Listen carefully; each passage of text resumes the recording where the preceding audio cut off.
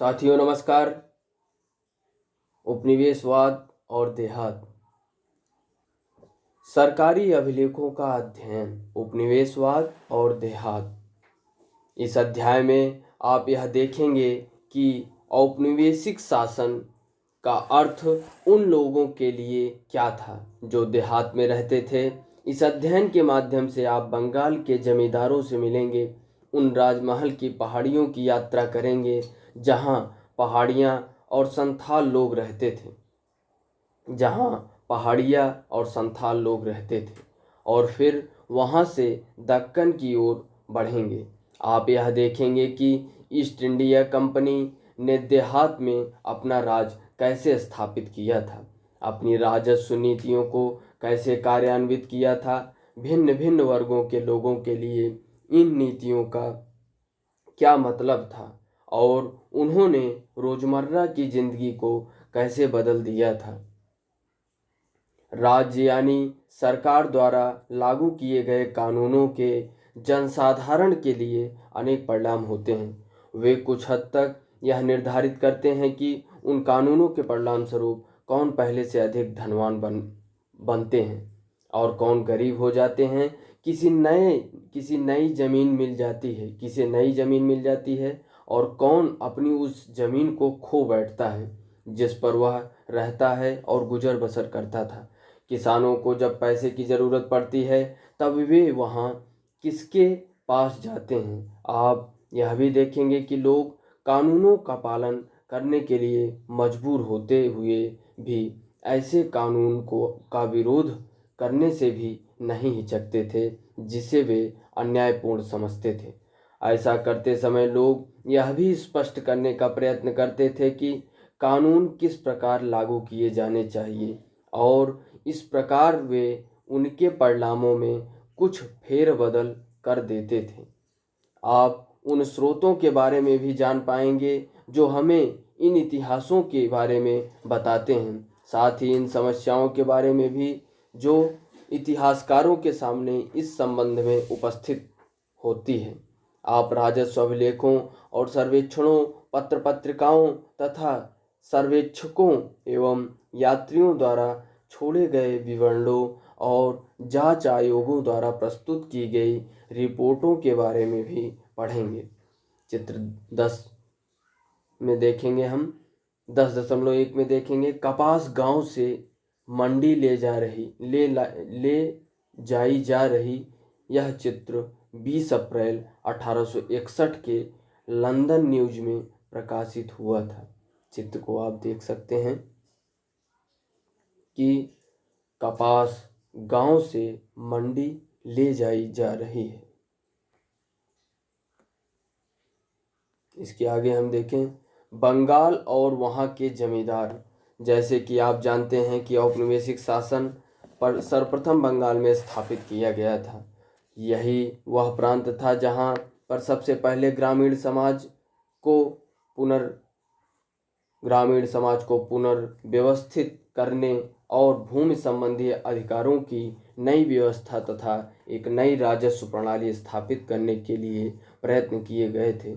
आइए यह देखें कि कंपनी शासन के प्रारंभिक वर्षों में बंगाल में क्या हुआ। बर्दवान में की गई नीलामी की एक घटना। सन 1797 में बर्दवान, आज के वर्धमान में एक नीलामी की गई। यह एक बड़ी सार्वजनिक घटना थी। बर्दवान के राजा द्वारा धारित अनेक महाल भू संपदाएं बेचे जा रहे थे। सन 1793 में इस्तमरारी बंदोबस्त लागू हो गया था। ईस्ट इंडिया कंपनी ने राजस्व की राशि निश्चित कर दी थी जो प्रत्येक जमींदार को अदा करनी होती थी। जो जमींदार अपनी निश्चित राशि नहीं चुका पाते थे उनसे राजस्व वसूल करने के लिए उनकी संपदाएं नीलाम कर दी जाती थी। चूंकि बर्दवान के राजा पर राजस्व की बड़ी भारी रकम बकाया थी, इसलिए उसकी संपदाएं नीलाम की जाने वाली थी। नीलामी में बोली लगाने के लिए अनेक खरीदार आए थे और संपदाएं महाल सबसे ऊंची बोली लगाने वाले को बेच दी गई, लेकिन कलेक्टर को तुरंत ही इस सारी कहानी में एक अजीब पेच दिखाई दे गया। उसे जानने में आया उसे जानने में आया कि उनमें से अनेक खरीदार राजा के अपने ही नौकर या एजेंट थे और उन्होंने राजा की ओर से ही जमीनों को खरीदा था। नीलामी में 55% से अधिक बिक्री फर्जी थी। वैसे तो राजा की जमीनें खुले तौर पर बेच दी गई थी और उनकी जमींदारी का नियंत्रण उसी के हाथ में रहा था। राजा कंपनी को राजस्व क्यों नहीं अदा कर पाया था? नीलामी में खरीदार कौन थे? यह कहानी उस समय पूर्वी भारत के ग्रामीण क्षेत्रों में क्या हो रहा था, हमें क्या इस बारे में हमें क्या बताती है? आइए देखें। राजा शब्द का प्रयोग अक्सर शक्तिशाली जमींदारों के लिए किया जाता था। चित्र 10.2 में देखें। बर्दवान के राजा का डायमंड हार्बर रोड, कलकत्ता स्थित राजमहल। 19वीं शताब्दी के अंतिम दशकों तक बंगाल के बहुत से धनी जमींदारों ने अपने लिए सुंदर विशाल स्तंभों वाले राजमहल बनवा लिए थे, जिनमें नृत्य कक्ष, बड़े बड़े मैदान, शानदार प्रवेश द्वार थे। चित्र में आप देख सकते हैं।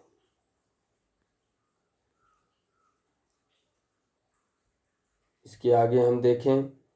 अदा न किए गए राजस्व की समस्या। अदा न किए गए राजस्व की समस्या। अकेले बर्दवान राज की जमीनें ही ऐसी संपदाएं नहीं थी जो 18वीं शताब्दी के अंतिम वर्षों में बेची गई थी। इस्तेमारी बंदोबस्त लागू किए जाने के बाद 75% से अधिक जमींदारियां हस्तांतरित कर दी गई थी। ब्रिटिश अधिकारी यह आशा करते थे कि इस्तेमारी बंदोबस्त लागू किए जाने से वे सभी समस्याएं हल हो जाएंगी जो बंगाल की विजय के समय से ही उनके समक्ष उपस्थित हो रही थी।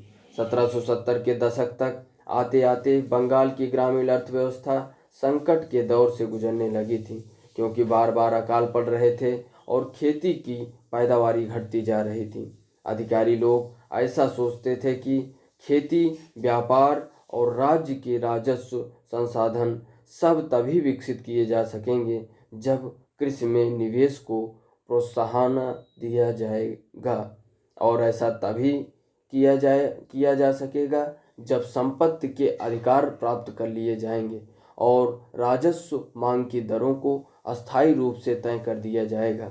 यदि राज्य सरकार की राजस्व मांग अस्थायी रूप से निर्धारित कर दी गई तो कंपनी राजस्व की नियमित प्राप्ति की आशा कर सकेगी और उद्यमकर्ता भी अपने पूंजी निवेश से एक निश्चित लाभ कमाने की उम्मीद रख सकेंगे, क्योंकि राज्य अपने दावे में वृद्धि करके लाभ की राशि नहीं छीन सकेगा। अधिकारियों को यह आशा थी कि इस प्रक्रिया में छोटे किसानों, योमान और धनी भूस्वामियों का एक ऐसा वर्ग उत्पन्न हो जाएगा जिसके पास कृषि में सुधार करने के लिए पूंजी और उद्यम दोनों होंगे। उन्हें यह भी उम्मीद थी कि ब्रिटिश शासन से पालन पोषण और प्रोत्साहन पाकर यह वर्ग कंपनी के प्रति वफादार बना रहेगा। लेकिन समस्या यह पता लगाने की थी कि वे कौन से व्यक्ति हैं जो कृषि में सुधार करने के लिए साथ साथ राज्य के निर्धारित राजस्व अदा करने का ठेका ले सकेंगे। कंपनी के अधिकारियों के बीच परस्पर लंबे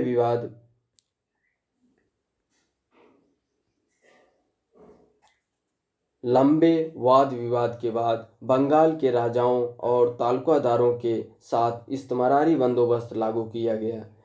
अब उन्हें जमींदारों के रूप में वर्गीकृत किया गया और उन्हें सदा के लिए एक निर्धारित राजस्व मांग को अदा करना था। इस परिभाषा के अनुसार जमींदार गांव में भूस्वामी नहीं था, बल्कि वह राज्य का राजस्व समाहर्ता यानी संग्राहक मात्र था।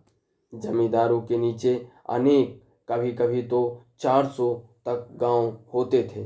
कंपनी के हिसाब से एक जमींदार के भीतर आने वाले गांव मिलाकर एक राजस्व संपदा का रूप ले लेते थे। कंपनी समस्त संपदा पर कुल मांग निर्धारित करती थी। तदुपरांत जमींदार यह निर्धारित करता था कि भिन्न भिन्न गांवों से राजस्व की कितनी कितनी मांग पूरी करनी होगी और फिर जमींदार उन गांवों से निर्धारित राजस्व राशि इकट्ठा करता था। जमींदार से यह अपेक्षा की जाती थी कि वह कंपनी को नियमित रूप से राजस्व राशि अदा करेगा, और यदि वह ऐसा नहीं करेगा तो वह उसकी संपदा नीलामी की जा सकेगी।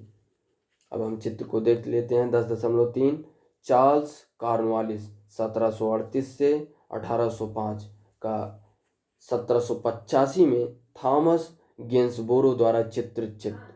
अमेरिकी स्वतंत्रता संग्राम के दौरान कॉर्नवालिस ब्रिटिश शासन का कमांडर था। जब 1793 में बंगाल में इस्तेमारी बंदोबस्त लागू किया गया तो उस समय कॉर्नवालिस बंगाल का गवर्नर जनरल था। इसके आगे हम देखें तो राजस्व राशि के भुगतान में जमींदार क्यों चूक करते थे। कंपनी के अधिकारियों का यह सोचना था कि राजस्व मांग निर्धारित किए जाने से जमींदारों में सुरक्षा का भाव उत्पन्न होगा और वे अपने निवेश पर प्रतिफल प्राप्त की आशा से प्रेरित होकर अपनी संपदाओं में सुधार करने के लिए प्रोत्साहित होंगे। किंतु इस्तेमारी बंदोबस्त के बाद कुछ प्रारंभिक दशकों में जमींदार अपनी राजस्व मांग को अदा करने में बराबर कोताही करते रहे, जिसके परिणाम स्वरूप राजस्व की बकाया रकमें बढ़ती गई। तालुकादार का शाब्दिक अर्थ है वह व्यक्ति जिसके साथ ताल्लुक यानी संबंध हो। आगे चलकर ताल्लुक का अर्थ क्षेत्रीय इकाई हो गया। जमींदारों की इस असफलता के कई कारण थे। पहला, प्रारंभिक मांगें बहुत ऊंची थीं, क्योंकि ऐसा महसूस किया गया कि यदि मांग को आने वाले संपूर्ण समय के लिए निर्धारित किया जा रहा है तो आगे चलकर कीमतों में बढ़ोतरी होने और खेती का विस्तार होने से आय में वृद्धि हो जाने पर भी कंपनी उस वृद्धि में अपने हिस्से का दावा कभी नहीं कर सकेगी। इस प्रत्याशित हानि को कम से कम स्तर पर रखने के लिए कंपनी ने राजस्व मांग को ऊंचे स्तर पर रखा और इसके लिए दलील दी कि ज्यों-ज्यों कृषि के उत्पादन में वृद्धि होती जाएगी और कीमतें बढ़ती जाएंगी, जमींदारों का बोझ सनय सनय कम होता जाएगा। दूसरा, यह ऊंची मांग 1790 के दशक में लागू की गई थी, जब कृषि की उपज की कीमतें नीची थी, जिससे रैयत यानी किसान के लिए जमींदारों को उनकी देय राशियां चुकाना मुश्किल था। जब जमींदार स्वयं किसानों से राजस्व इकट्ठा नहीं कर सकता था तो वह आगे कंपनी को अपनी निर्धारित राजस्व राशि कैसे अदा कर सकता था। तीसरा, राजस्व असमान था। फसल अच्छी हो या खराब, राजस्व का ठीक समय पर भुगतान जरूरी था। वस्तुतः सूर्यास्त विधि कानून के अनुसार यदि निश्चित तारीख को सूर्य अस्त होने तक भुगतान नहीं आता था तो जमींदारी को नीलाम किया जा सकता था। चौथा, इस्तेमारी बंदोबस्त ने प्रारंभ में जमींदार की शक्ति को रैयत से राजस्व इकट्ठा करने और अपनी जमींदारी का प्रबंध करने तक ही सीमित कर दिया था। रैयत शब्द का प्रयोग अंग्रेजों के विवरणों में किसानों के लिए किया जाता था। बंगाल में रैयत जमीन को खुद काश्त नहीं करते थे, बल्कि सिक्मी रैयत को आगे पट्टे पर दे दिया करते थे। कंपनी जमींदारों को पूरा महत्व तो दे देती थी, पर वह उन्हें नियंत्रित तथा विनियमित करना, उनकी सत्ता को अपने वश में रखना और उनकी स्वायत्तता को सीमित करना भी चाहती थी। फलस्वरूप जमींदारों की सैन्य टुकड़ी को भंग कर दिया गया, सीमा शुल्क समाप्त कर दिया गया और उनकी कचहरियों को अब कंपनी द्वारा नियुक्त कलेक्टर की देखरेख में रख दिया गया। जमींदारों से स्थानीय न्याय और स्थानीय पुलिस की व्यवस्था करने की शक्ति छीन ली गई। समय के साथ साथ कलेक्टर का कार्यालय सत्ता के एक विकल्पी केंद्र के रूप में उभर आया और जमींदार के अधिकार को पूरी तरह सीमित एवं प्रतिबंधित कर दिया गया। एक मामले में तो यहाँ तक हुआ कि जब राजा राजस्व का भुगतान नहीं कर सका तो कंपनी अधिकारी को तुरंत इस स्पष्ट अनुदेश के साथ उसकी जमींदारी में भेज दिया गया कि जिले का पूरा कार्यभार अपने हाथ में ले लो और राजा तथा उनके अधिकारियों के संपूर्ण प्रभाव और प्राधिकार को खत्म कर देने के लिए सर्वाधिक प्रभावशाली कदम उठाओ। राजस्व इकट्ठा करने के समय जमींदार का एक अधिकारी, जिसे आमतौर पर अमला कहते थे, गांव में आता था। लेकिन राजस्व संग्रहण एक पारिवारिक समस्या थी। कभी कभी तो फसल और नीची कीमतों के कारण किसानों के लिए अपनी देय राशि का भुगतान करना बहुत कठिन हो जाता था। और कभी कभी ऐसा भी होता था कि रैयत जानबूझकर भुगतान में देरी कर देते थे। धनवान रैयत और गांव के मुखिया, जोतदार और मंडल जमींदार को परेशानी में देखकर बहुत खुश होते थे, क्योंकि जमींदार आसानी से उन पर अपनी ताकत का इस्तेमाल नहीं कर सकता था। जमींदार बाकीदारों पर मुकदमा तो चला सकता था, मगर न्यायिक प्रक्रिया लंबी होती थी। 1798 में अकेले बर्दवान जिले में ही राजस्व भुगतान के बकाया से संबंधित 30,000 से अधिक वाद लंबित थे। जोतदारों का उदय। 18वीं शताब्दी के अंत में जहां एक ओर अनेक जमींदार संकट की स्थिति से गुजर रहे थे, वहीं दूसरी ओर धनी किसान के कुछ समूह गांव में अपनी स्थिति मजबूत करते जा रहे थे। फ्रांसिस बुकानन के उत्तरी बंगाल के दिनाजपुर जिले के सर्वेक्षण में हमें धनी किसान के इस वर्ग का, जिन्हें जोतदार कहा जाता था, विशद विवरण देखने को मिलता है। 19वीं शताब्दी के प्रारंभिक वर्षों तक आते आते जोतदारों ने जमीन के बड़े बड़े रकबे, जो कभी कभी तो कई हजार एकड़ में फैले थे, अर्जित कर लिए थे। स्थानीय व्यापार और साहूकार के कारोबारों पर भी उनका नियंत्रण था, और इस प्रकार वे उस क्षेत्र के गरीब काश्तकारों पर व्यापक शक्ति का प्रयोग करते थे। उनकी जमीन का काफी बड़ा भाग बटाईदारों, अधियारों या बरगादारों के माध्यम से जोता जाता था, जो खुद अपने हल लाते थे, खेत में मेहनत करते थे और फसल के बाद उपज का आधा हिस्सा जोतदारों को दे देते थे। चित्र 10.4 में हम देखें बंगाल के गांव का दृश्य, जॉर्ज चिनरी द्वारा 1820 में चित्रित। चिनरी भारत में 23 वर्ष 1802 से 25 तक रहा था। उस दौरान उसने अनेक चित्र बनाए थे, जिनमें आम लोगों के जनजीवन से संबंधित चित्र, भूदृश्यों के चित्र, विशिष्ट व्यक्तियों तथा विशाल भवनों के चित्र शामिल थे। नीचे दी गई आकृति में ग्रामीण बंगाल के एक घर का चित्र दिया गया है, जो उन दिनों जोतदार और साहूकार लोग ऐसे ही घरों में रहा करते थे। गांवों में जोतदारों की शक्ति जमींदारों की ताकत की अपेक्षा अधिक प्रभावशाली होती थी।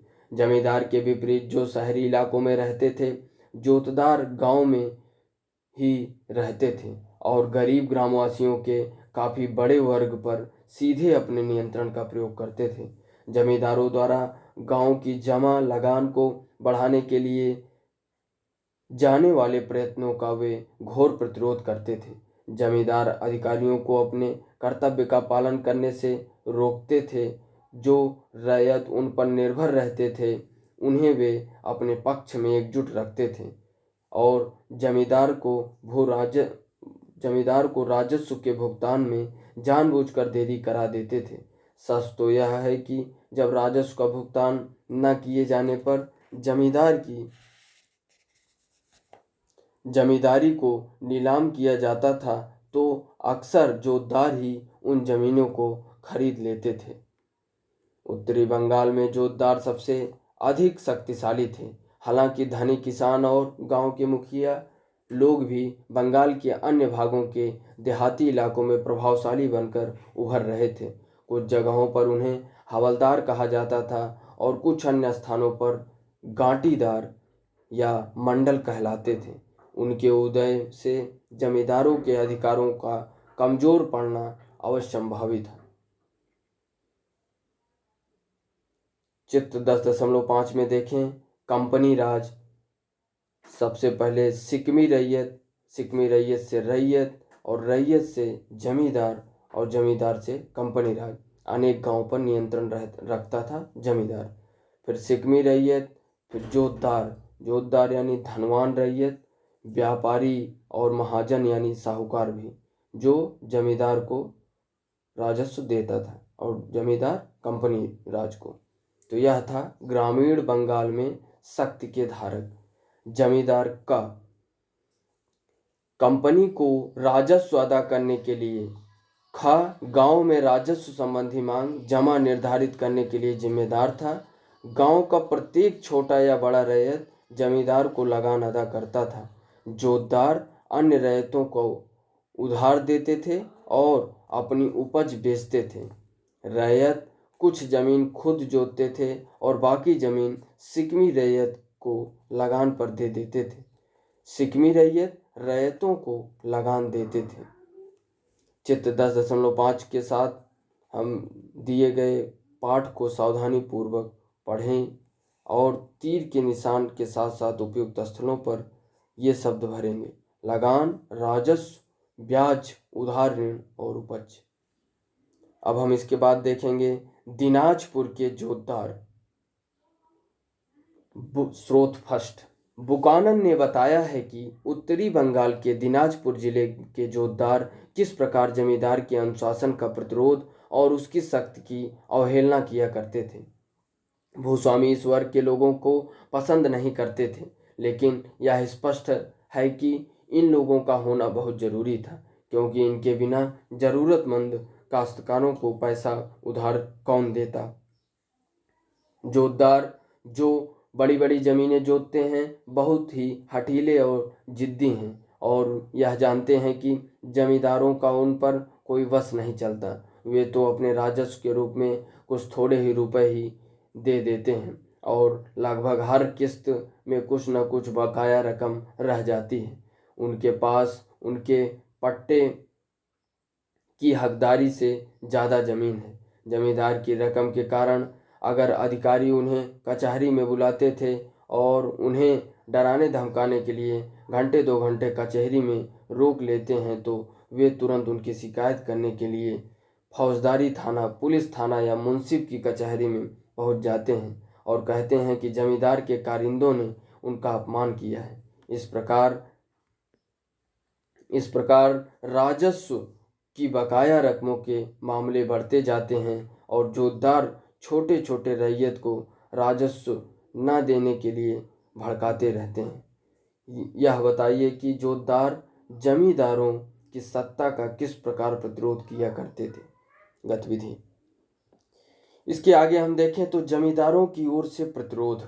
किंतु ग्रामीण क्षेत्रों में जमींदारों की सत्ता समाप्त नहीं हुई। राजस्व की अत्यधिक मांग और कंपनी भू संपदा की संभावित नीलामी की समस्या से निपटने के लिए जमींदारों ने इन दबावों से उबरने के रास्ते निकाल लिए। नए संदर्भों में नई रणनीतियां बना ली। फर्जी बिक्री का एक ऐसी ही तरकीब थी। इसमें कई तरह के हथकंडे अपनाए जाते थे। बर्दवान के राजा ने पहले तो अपनी जमींदारी का कुछ हिस्सा अपनी माता को दे दिया, क्योंकि कंपनी ने यह निर्णय ले रखा था कि स्त्रियों की संपत्ति को नहीं छीना जाएगा। फिर दूसरे कदम के तौर पर उसके एजेंटों ने नीलामी की प्रक्रिया में जोड़ तोड़ किया। कंपनी की राजस्व मांग को जानबूझकर रोक लिया गया। भुगतान न की गई बकाया राशि बढ़ती गई। जब भू संपदा का कुछ हिस्सा नीलाम किया गया तो जमींदार के आदमियों ने ही अन्य खरीदारों के मुकाबले ऊंची ऊंची बोलियां लगाकर संपत्ति को खरीद लिया। आगे चलकर उन्होंने खरीद की राशि को अदा करने से इनकार कर दिया, इसलिए उस भू संपदा को फिर से बेचना पड़ा। एक बार फिर जमींदार के एजेंटों ने ही उसे खरीद लिया और फिर एक बार खरीद की रकम नहीं अदा की गई और इसलिए एक बार फिर नीलामी करनी पड़ी। यह प्रक्रिया बार बार दोहराई जाती रही और अंततोगत्वा राज और नीलामी के समय बोली लगाने वाले थक गए। जब किसी ने भी बोली नहीं लगाई तो उस संपदा को नीची कीमत पर फिर जमींदार को ही बेचना पड़ा। जमींदार कभी भी राजस्व की पूरी मांग नहीं अदा करता था। इस प्रकार कंपनी कभी कभार ही किसी मामले में इकट्ठी हुई बकाया राजस्व की राशियों को वसूल कर पाती थी। ऐसे सौदे बड़े पैमाने पर हुए। सन 1793 से 1801 के बीच बंगाल की 4 बड़ी जमींदारियों ने, जिनमें बर्दवान की जमींदारी भी एक थी, उनके बेनामी खरीदारियां की, जिनसे कुल मिलाकर 30 लाख रुपए की प्राप्ति हुई। नीलामियों में की गई कुल बिक्रियों में से 15% सौदे नकली थे। जमींदार लोग और भी कई तरीकों से अपनी जमींदारी को छीनने से बचा लेते थे। और जब कोई बाहरी व्यक्ति नीलामी में कोई जमींदार जमीन खरीद लेते थे, तभी उन्हें हर मामले में उसका कब्जा नहीं मिलता था। कभी कभी तो पुराने जमींदार के लठियाल नए खरीदार के लोगों को मार पीट कर भगा देते थे, और कभी कभी तो ऐसा भी होता था कि पुराने रैयत बाहरी लोगों को, यानी नए खरीदार के लोगों को जमीन में घुसने ही नहीं देते थे। वे अपने आप को पुराने जमींदार से जुड़ा हुआ महसूस करते थे और उसी के प्रति वफादार बने रहते थे, और यह मानते थे कि पुराना जमींदार ही उनका अन्नदाता है और वे उसकी प्रजा हैं। जमींदारी की बिक्री से उनके तादाद में और गौरव को धक्का पहुंचता था, इसलिए जमींदार आसानी से विस्थापित नहीं किए जा सकते थे। 19वीं शताब्दी के प्रारंभ में कीमतों में मंदी की स्थिति समाप्त हो गई, इसलिए जो जमींदार 1790 के दशक की तकलीफों को झेलने में सफल हो गए, उन्होंने अपनी सत्ता को सुदृढ़ बना लिया। राजस्व के भुगतान संबंधी नियमों को भी कुछ लचीला बना दिया गया। फलस्वरूप गांवों पर जमींदार की सत्ता और अधिक मजबूत हो गई, लेकिन आगे चलकर 1930 के दशक की घोर मंदी की हालत में अंततः जमींदारों का भट्ठा बैठ गया और जोतदारों ने देहात में अपने पांव मजबूत कर लिए। चित्र में आप देख सकते हैं 10.6 महाराजा मेहताब चंद 1820 से 79। जब इस्तेमारी बंदोबस्त लागू किया गया था, तब तेज चंद बर्दवान का राजा था। उसके बाद मेहताब चंद के शासन में बर्दवान की जमींदारी काफ़ी फली फूली। मेहताब चंद ने संथालों के विद्रोह और 1857 के विद्रोह के दौरान अंग्रेजी हुकूमत का साथ दिया था। अब हम देखेंगे 5वीं रिपोर्ट। हम जिन परिवर्तनों पर चर्चा कर रहे हैं, उनमें से बहुत से परिवर्तनों का विस्तृत विवरण एक रिपोर्ट में दिया गया है, जो सन 1813 में ब्रिटिश संसद में पेश की गई थी। यह उन रिपोर्टों से 5वीं रिपोर्ट थी जो भारत में ईस्ट इंडिया कंपनी के प्रशासन तथा क्रियाकलापों के विषय में तैयार की गई थी। अक्सर 5वीं रिपोर्ट के नाम से उल्लेखित यह रिपोर्ट 1002 पृष्ठों में थी। इसके 800 से अधिक पृष्ठ परिशिष्टों के थे, जिनमें जमींदारों और रैयतों की अर्जियां, भिन्न भिन्न जिलों के कलेक्टरों की रिपोर्ट, राजस्व विवरणियों से संबंधित सांख्यिकीय तालिकाएं और अधिकारियों द्वारा बंगाल और मद्रास के राजस्व तथा न्यायिक प्रशासन पर लिखित टिप्पणियां शामिल की गई थी। कंपनी ने 1760 के दशक के मध्य में जब से बंगाल में अपने आप को स्थापित किया था, तभी से इंग्लैंड में उसके क्रियाकलापों पर बारीकी से नज़र रखी जाने लगी थी और उन पर चर्चा की जाती थी कि ब्रिटेन में बहुत से ऐसे समूह भी थे जो भारत तथा चीन के साथ व्यापार पर ईस्ट इंडिया कंपनी के एकाधिकार का विरोध करते थे।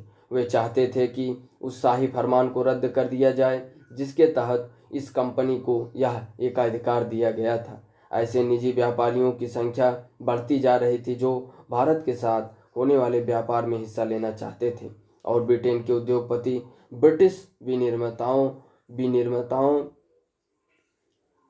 विनिर्माताओं के साथ के लिए भारत का बाजार खुलवाने के लिए उत्सुक थे। कई राजनीतिक समूहों का तो यह कहना था कि बंगाल पर मिली विजय का लाभ केवल ईस्ट इंडिया कंपनी को ही मिल रहा है, संपूर्ण ब्रिटिश राष्ट्र को नहीं।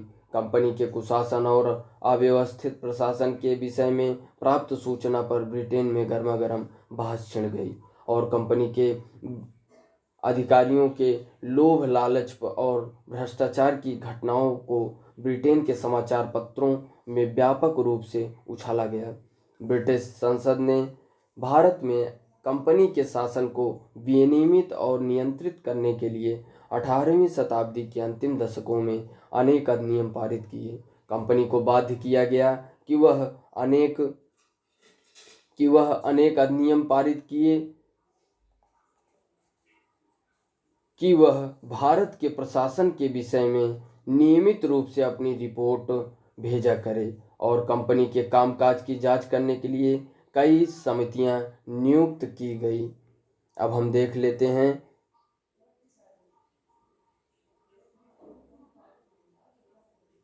बेनामी का शाब्दिक अर्थ। बेनामी का शाब्दिक अर्थ है गुमनाम है।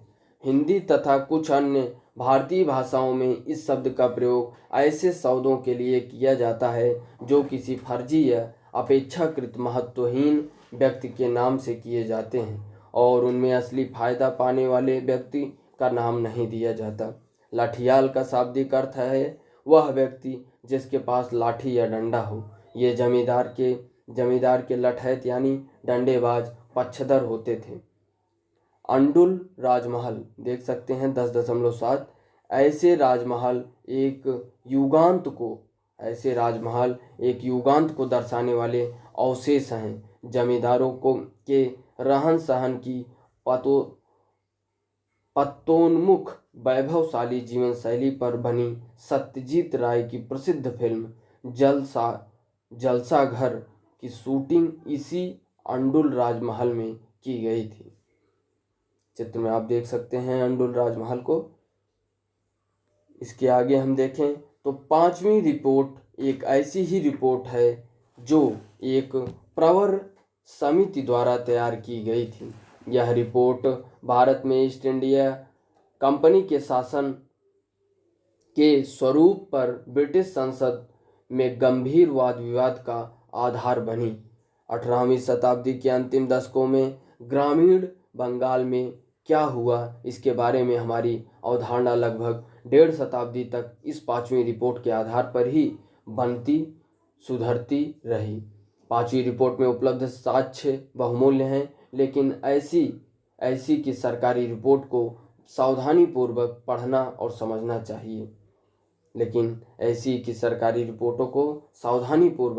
समझना चाहिए। हमें यह जानने की ज़रूरत है कि ये रिपोर्ट किसने और किस उद्देश्य से लिखे।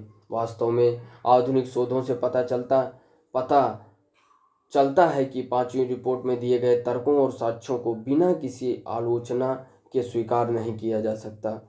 शोधकर्ता ने ग्रामीण बंगाल में औपनिवेशिक शासन के बारे में लिखने के लिए बंगाल के अनेक जमींदारों के अभिलेखागारों तथा जिलों के स्थानीय अभिलेखों की सावधानीपूर्वक जांच की है। उनसे पता चलता है कि 5वीं रिपोर्ट लिखने वाले कंपनी के कुप्रशासन की आलोचना करने पर तुले हुए थे। इसलिए 5वीं रिपोर्ट में परंपरागत जमींदार सत्ता के पतन का वर्णन अतिरंजित है और जिस पैमाने पर जमींदार लोग अपनी ज़मीनें खोते जा रहे थे उसके बारे में भी बढ़ा चढ़ाकर कहा गया है। जैसा कि हमने देखा है, जब जमींदारियां नीलाम की जाती थी तब भी जमींदार नए नए हथकंडे अपनाकर अपनी जमींदारी को बचा लेते थे और बहुत कम मामलों में विस्थापित होते थे।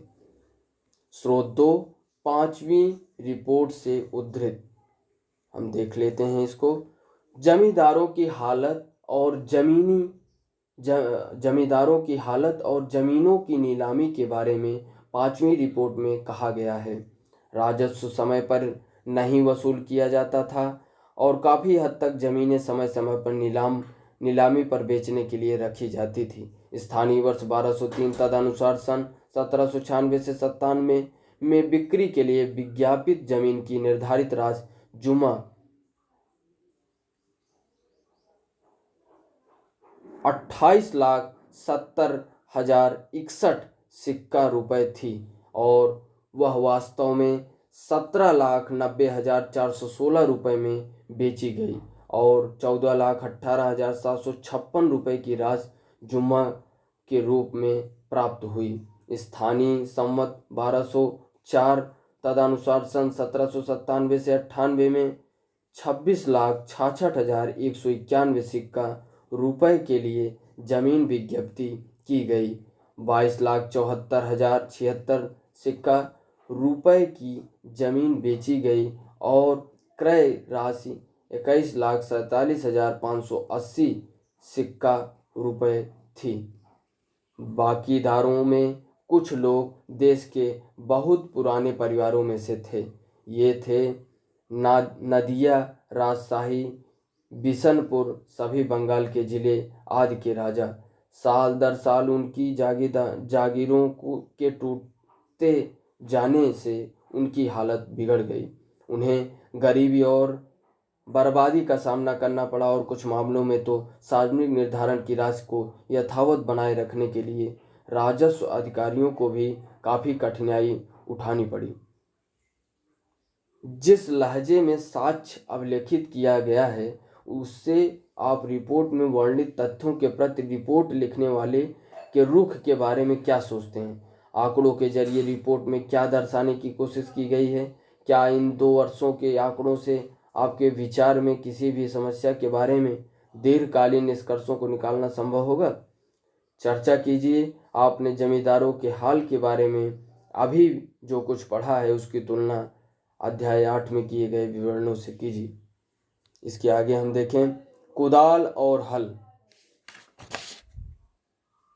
कुदाल और हल। आइए अब हम अपना ध्यान बंगाल की गीली जमीनों से हटाकर सूखे अंचलों पर और स्थायी कृषि के क्षेत्र से हटाकर झूम कृषि के क्षेत्र पर केंद्रित करें।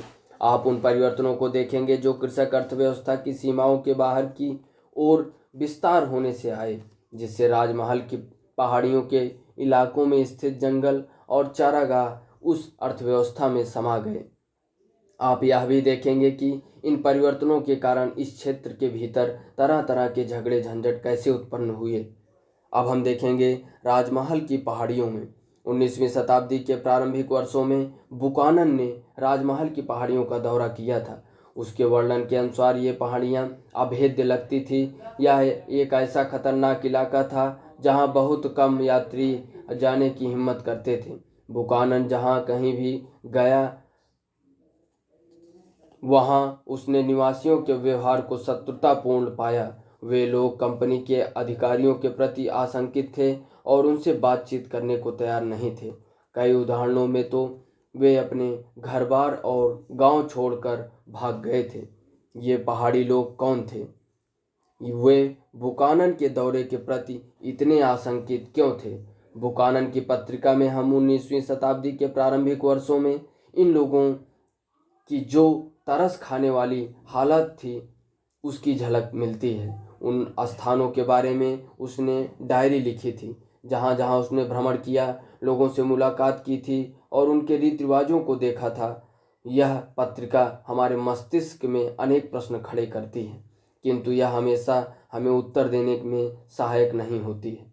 उसकी यह डायरी समय के केवल एक क्षण विशेष के बारे में ही बतलाती है, लोगों तथा स्थानों के लंबे इतिहास के बारे में नहीं बतलाती। ऐसे लंबे इतिहास के लिए इतिहासकारों को अन्य रिकॉर्डों की ओर मोड़ना होगा। यदि हम 18वीं शताब्दी के परवर्ती दशकों के राजस्व अभिलेखों पर दृष्टिपात करें तो हम जान लेंगे कि इन पहाड़ी लोगों को पहाड़ियाँ क्यों कहा जाता था। वे राजमहल की पहाड़ियों के इर्द गिर्द रहा करते थे। वे जंगल की उपज से अपनी गुजर बसर करते थे और झूम खेती किया करते थे। वे जंगल के छोटे छोटे हिस्से में झाड़ियों को काटकर और घास फूस को जलाकर जमीन साफ कर लेते थे और राख को पोटाश से उपजाऊ बनी जमीन पर ये पहाड़िया लोग अपने खाने के लिए तरह तरह की दालें और ज्वार बाजरा उगा लेते थे। वे अपने कुदाल से जमीन को थोड़ा खुरुच लेते थे। कुछ वर्षों तक उस साफ की गई जमीन में खेती करते थे और फिर उसे कुछ वर्षों के लिए परती छोड़ कर नए इलाकों में चले जाते थे, जिससे कि उस जमीन में खोई हुई उर्वरता फिर से उत्पन्न हो जाती थी। अब हम देखें बुकानन कौन था। फ्रांसिस बुकानन एक चिकित्सक था जो भारत आया और बंगाल चिकित्सा सेवा में 1794 से 1815 तक कार्य किया। कुछ वर्षों तक वह बंगाल के गवर्नर जनरल लॉर्ड वेलेजली का शल्य चिकित्सक रहा। कलकत्ता वर्तमान में कोलकाता के अपने प्रवास के दौरान उसने कलकत्ता में एक चिड़ियाघर की स्थापना की जो कलकत्ता अलीपुर चिड़ियाघर कहलाया। वे थोड़े समय के लिए वानस्पतिक उद्यान के प्रभारी रहे। बंगाल सरकार के अनुरोध पर उन्हें ब्रिटिश ईस्ट इंडिया कंपनी के अधिकार क्षेत्र में आने वाली भूमि का विस्तृत सर्वेक्षण किया। 1815 में वह बीमार हो गए और इंग्लैंड चले गए। अपनी माता की मृत्यु के पश्चात वे उनकी जायदाद के वारिस बने और उन्होंने उनके वंश के नाम हैमिल्टन को अपना लिया। इसलिए उन्हें अक्सर बुकानन हैमिल्टन भी कहा जाता है।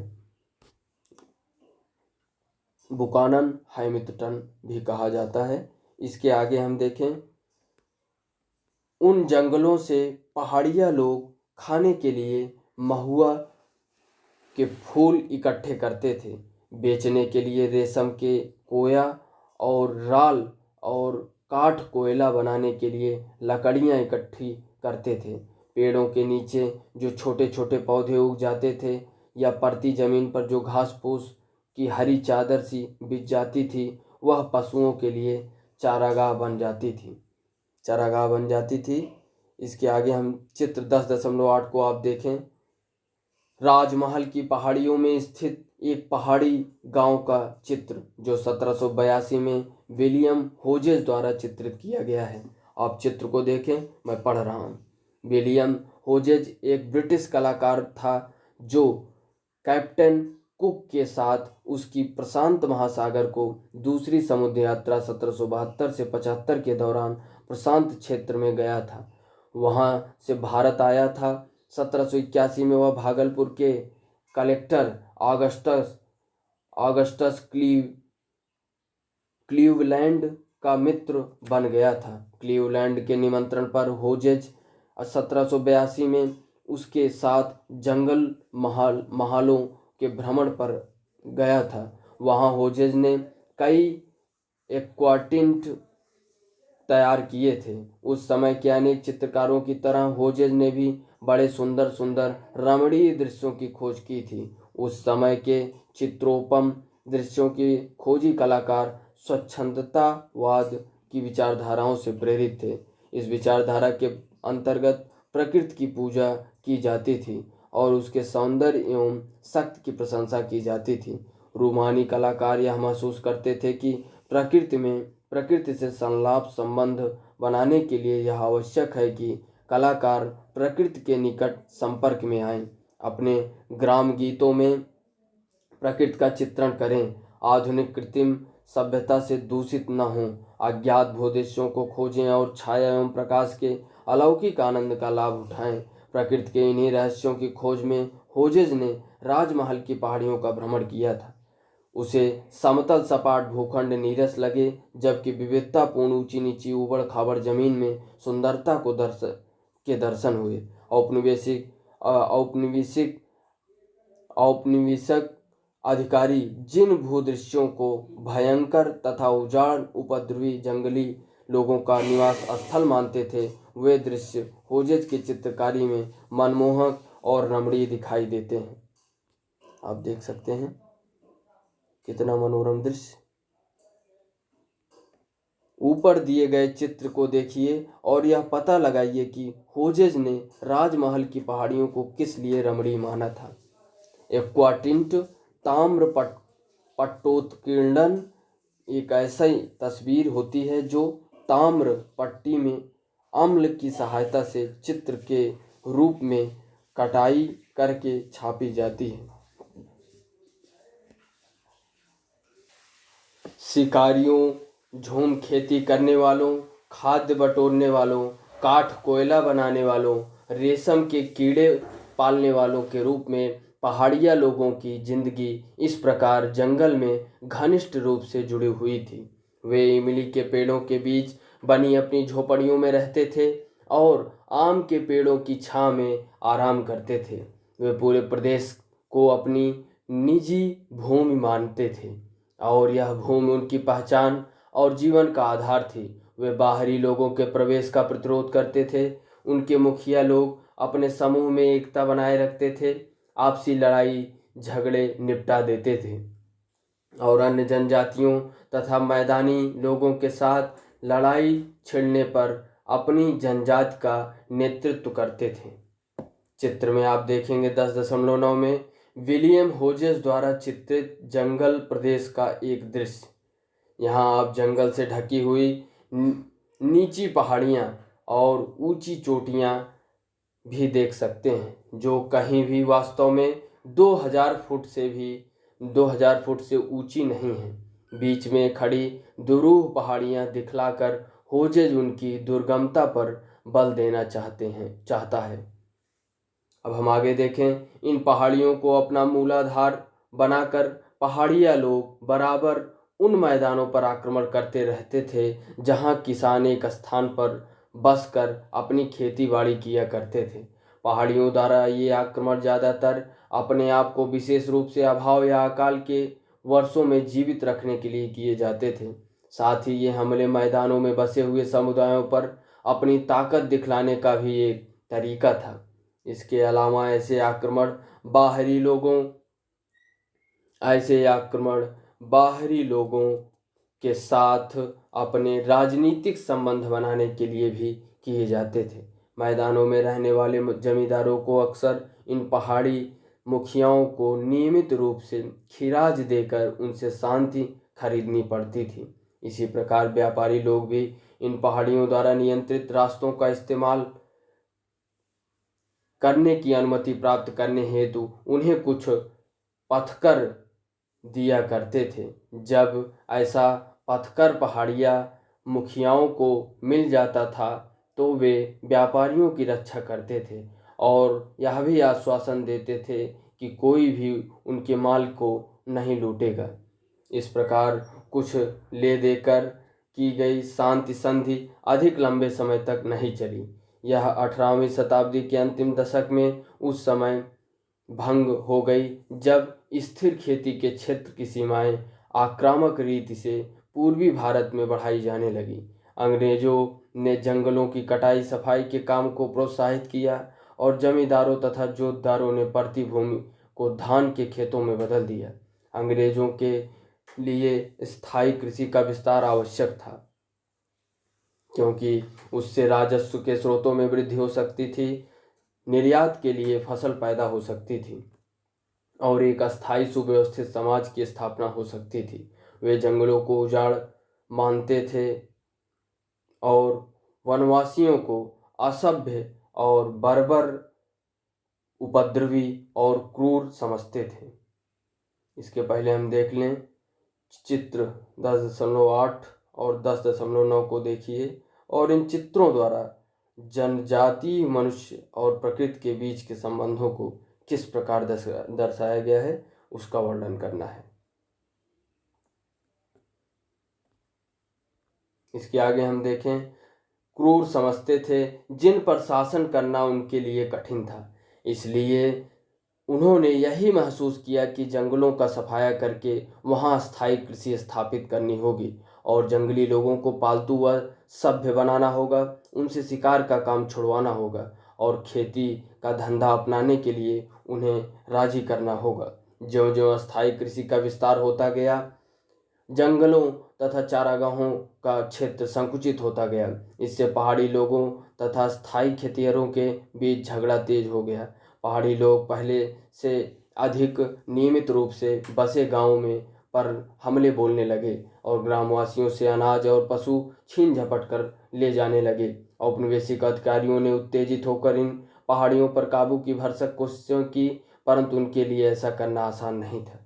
1770 के दशक में ब्रिटिश अधिकारियों ने इन पहाड़ियों को निर्मूल कर देने की क्रूर नीति अपना ली और उनका शिकार और संहार करने लगे। तदुपरांत 1780 के दशक में भागलपुर के कलेक्टर ऑगस्टस क्लीवलैंड ने शांति स्थापना की नीति की प्रस्तावित की है, जिसके अनुसार पहाड़िया मुखियाओं को एक वार्षिक भत्ता दिया जाना था और बदले में उन्हें अपने आदमियों का चाल चलन ठीक रखने की जिम्मेदारी लेनी थी। उनसे यह भी आशा की गई थी कि वे अपने बस्तियों में व्यवस्था बनाए रखेंगे और अपने लोगों को अनुशासन में रखेंगे। लेकिन बहुत से पहाड़िया मुखियाओं ने भत्ता लेने से मना कर दिया, जिन्होंने इसे स्वीकार किया कि उनमें से अधिकांश अपने समुदाय में अपनी सत्ता खो बैठे। औपनिवेशिक सरकार के वेतनभोगी बन जाने से उन्हें अधीनस्थ कर्मचारी या वैतनिक मुखिया माना जाने लगा। जब शांति स्थापना के लिए अभियान चल रहे थे, तभी पहाड़िया लोग अपने आप को शत्रुतापूर्ण सैन्य बलों से बचाने के लिए और बाहरी लोगों से लड़ाई चालू रखने के लिए पहाड़ों के भीतरी भागों में चले गए। इसलिए जब 1810 से 11 की सर्दियों में बुकानन ने इस क्षेत्र की यात्रा की थी, तो यह स्वाभाविक ही था कि पहाड़िया लोग बुकानन को संदेह और अविश्वास की दृष्टि से देखते। शांति स्थापना के अभियानों के अनुभवों और क्रूरतापूर्ण दमन की यादों के कारण उनके मन में यह धारणा बन गई थी कि उनके इलाके में ब्रिटिश लोगों की घुसपैठ का क्या असर होने वाला है। उन्हें ऐसा प्रतीत होता था कि प्रत्येक गोरा आदमी एक ऐसी शक्ति का प्रतिनिधित्व कर रहा है जो उनसे उनके जंगल और जमीन छीन कर उनकी जीवन शैली और जीवित रहने के साधनों को नष्ट करने पर उतारू है। वस्तुतः इन्हीं दिनों उन्हें एक नए खतरे की सूचनाएं मिलने लगी थी और वह था संथाल लोगों का आगमन। संथाल लोग वहाँ के लोगों का सफाया करते हुए, इमारती लकड़ी को काटते हुए, जमीन जोतते हुए और चावल तथा कपास उगाते हुए उस इलाके में बड़ी संख्या में घुसे चले आ रहे थे। क्योंकि संथाल बासिंदों ने निचली पहाड़ियों पर अपना कब्जा जमा लिया था, इसलिए पहाड़ियों को राजमहल की पहाड़ियों में और भीतर की ओर पीछे हटना पड़ा। पहाड़िया लोग अपनी झूम खेती के लिए कुदाल का प्रयोग करते थे, इसलिए यदि कुदाल की पहाड़ियाँ जीवन का प्रतीक माना जाए तो हल को नए बासिंदों संथालों की शक्ति का प्रतिनिधि मानना होगा। हल और कुदाल के बीच की यह लड़ाई बहुत लंबी चली। संथाल अगुआ बासिंदे सन 1810 के अंत में बुकानन ने गंजुरिया पहाड़, जो कि राजमहल श्रृंखलाओं का एक भाग था, को पार किया और आगे के चट्टानी प्रदेश के बीच से निकलकर वह एक गांव में पहुंच गए। वैसे तो यह एक पुराना गांव था और उसके आसपास की जमीन खेती करने के लिए अभी अभी साफ हो गई थी। वहाँ के भूदृश्य को देखकर उसे पता चला कि मानव श्रम के समुचित प्रयोग से उस क्षेत्र की तो काया ही पलट गई है। उसने लिखा, गंजुरिया में अभी अभी काफ़ी जुताई की गई है, जिससे यह पता चलता है कि इसे कितने शानदार इलाके में बदला जा सकता है। मैं सोचता हूँ इसकी सुंदरता और समृद्धि विश्व के किसी भी क्षेत्र जैसी विकसित की जा सकती है। यहाँ की ज़मीन अलबत्ता चट्टानी है, लेकिन बहुत ही ज़्यादा बढ़िया है। बुकानन ने उतनी बढ़िया तंबाकू और सरसों और कहीं नहीं देखी। पूछने पर उसे पता चला कि वहाँ संथालों ने कृषि क्षेत्र की सीमाएं काफ़ी बढ़ा ली थी। वे इस इलाके में 1800 के आसपास आए थे। उन्होंने वहाँ रहने वाले पहाड़ी लोगों के नीचे के ढालों पर भगा दिया, जंगलों को साफ किया और फिर वहाँ बस गए। संथाल लोग राजमहल की पहाड़ियों में कैसे पहुँचे? संथाल 1780 के दशक के आसपास बंगाल में आने लगे थे। जमींदार लोग खेती के लिए नई भूमि तैयार करने और खेती का विस्तार करने के लिए उन्हें भाड़े पर रखते थे और ब्रिटिश अधिकारियों ने उन्हें जंगल महलों में बसने का निमंत्रण दिया। चित्र में आप देख सकते हैं 10.10 संथाल प्रदेश में स्थित एक पहाड़ी ग्राम 23 फरवरी 1856 के लंदन न्यूज में प्रकाशित चित्र।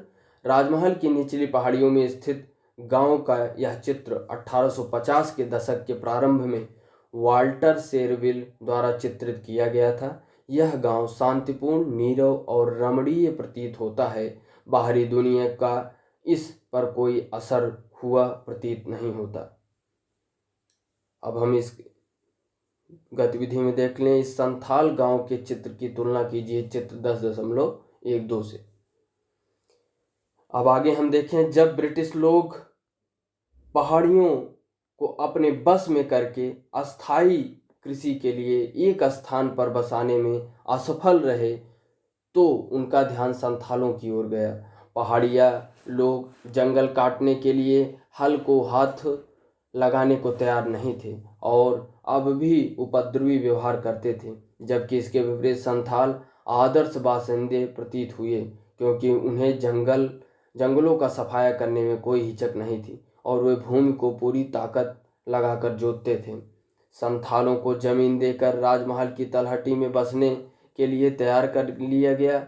1832 तक जमीन के एक काफ़ी बड़े इलाके को दामिन ई कोह के रूप में सीमांकित कर दिया गया। इसे संथालों की भूमि घोषित कर दी गई। इन्हें इस इलाके के भीतर रहना था, हल चलाकर खेती करनी थी और स्थायी किसान बनना था। संथालों को दी जाने वाली भूमि के अनुदान पत्र में यह शर्त थी कि उनको दी गई भूमि में के कम से कम 10वें भाग को साफ करके पहले 10 वर्ष के भीतर जोतना था। इस पूरे क्षेत्र का सर्वेक्षण करके उसका नक्शा तैयार किया गया। इसके चारों ओर खंभे गाड़कर इसकी परिसीमा निर्धारित कर दी गई और इसे मैदानी इलाकों के स्थायी कृषकों की दुनिया से और पहाड़िया लोगों की पहाड़ियों से अलग कर दिया गया। दामिन ई कोह के सीमांकन के बाद संथालों की बस्तियां बड़ी तेजी से बढ़ीं। संथालों के गांव की संख्या जो 1838 में 40 थी, तेजी से बढ़कर 1851 में 1473 तक पहुंच गई। इसी अवधि में संथालों की जनसंख्या जो केवल 3000 थी, वो बढ़कर 82,000 से भी अधिक हो गई। जैसे जैसे खेती का विस्तार होता गया, वैसे वैसे कंपनी की तिजोरियों में राजस्व राशि में वृद्धि होती गई। 19वीं शताब्दी के संथाल गीतों और मिथकों में उनकी यात्रा के लंबे इतिहास का बार बार उल्लेख किया गया है। उनमें कहा गया है कि संथाल लोग अपने लिए बसने योग्य स्थान की खोज में बराबर बिना थके चलते ही रहते थे। अब यहाँ दामिनी कोह में आकर मानो उनकी इस यात्रा को पूर्ण विराम लग गया है। जब संथाल राजमहल की पहाड़ियों पर बसे तो पहले पहाड़िया लोगों ने इसका प्रतिरोध किया और अंततोगत्वा वे इन पहाड़ियों में भीतर की ओर चले जाने के लिए मजबूर कर दिए गए। उन्हें निचली पहाड़ियों तथा घाटियों के नीचे की ओर आने से रोक दिया गया और ऊपरी पहाड़ियों के चट्टानी और अधिक बंजर इलाकों तथा भीतरी शुष्क भागों तक सीमित कर दिया गया। इससे उनके रहन सहन तथा जीवन पर बुरा प्रभाव पड़ा और आगे चलकर वे गरीब हो गए। झूम खेती नई से नई जमीनें खोजने और भूमि के प्राकृतिक उर्वरता का उपयोग करने की क्षमता पर निर्भर रहती हैं। अब सर्वाधिक उर्वर जमीनें उनके लिए दुर्लभ हो गई, क्योंकि वे अब दामिन का हिस्सा बन चुकी थी। इसलिए पहाड़िया लोग खेती के अपने तरीके झूम खेती को आगे सफलतापूर्वक नहीं चला सके। अब इस क्षेत्र के जंगल खेती के लिए साफ कर दिए गए तो पहाड़िया शिकारियों को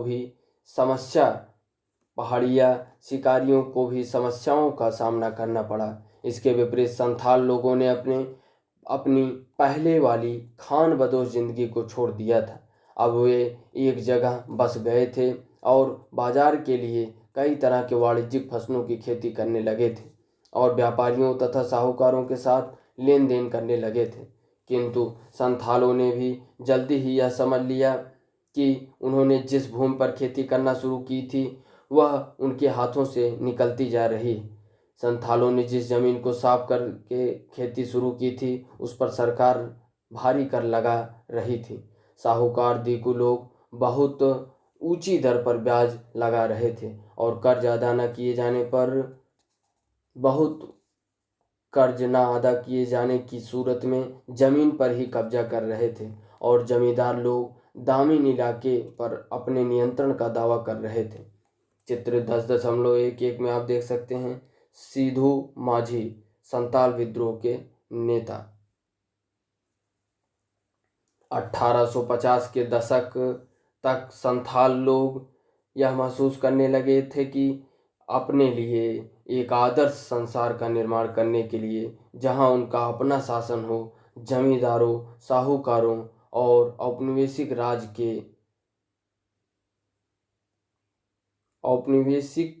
राज के अधिकार विजय वर्गित होकर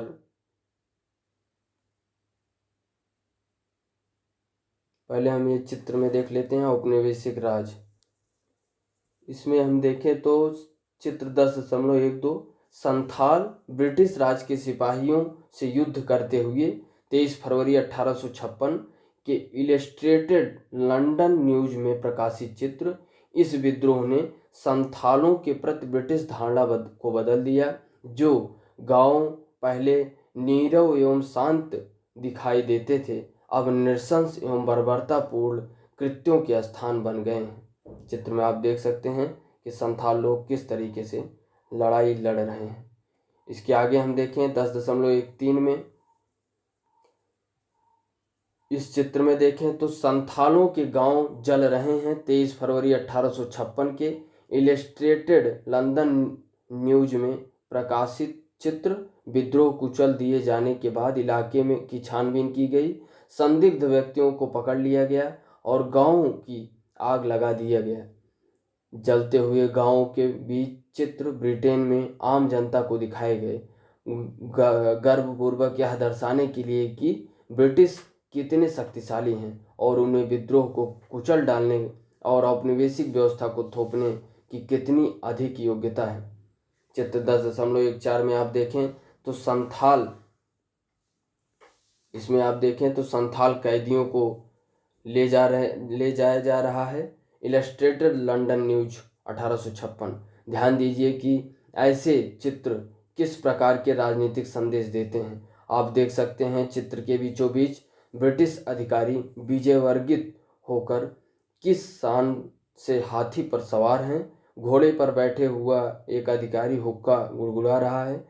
यह तस्वीर यह दिखलाती है कि परेशानी का समय खत्म हो गया है, विद्रोह कुचल दिया गया है। विद्रोही अब जंजीरों से बंधे जेल ले जाए जा रहे हैं। कंपनी के सिपाही उन्हें चारों ओर से घेरे हुए हैं। इस तरह की तस्वीरें जिनमें ब्रिटिश हुकूमत को अजेय दर्शाया गया है, ब्रिटिश जनता को अपनी ताकत के बारे में आश्वस्त करने के लिए पर्याप्त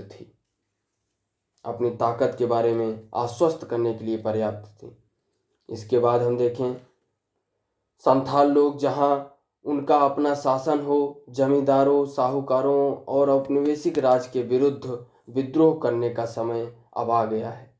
1855-56 के संथाल विद्रोह के बाद संथाल परगने का निर्माण कर दिया गया, जिसके लिए 5500 वर्ग मील का क्षेत्र भागलपुर और बीरभूम जिलों में से लिया गया। औपनिवेशिक राज को आशा थी कि संथालों के लिए नया परगना बनाने और उसमें कुछ विशेष कानून लागू करने से संथाल लोग संतुष्ट हो जाएंगे।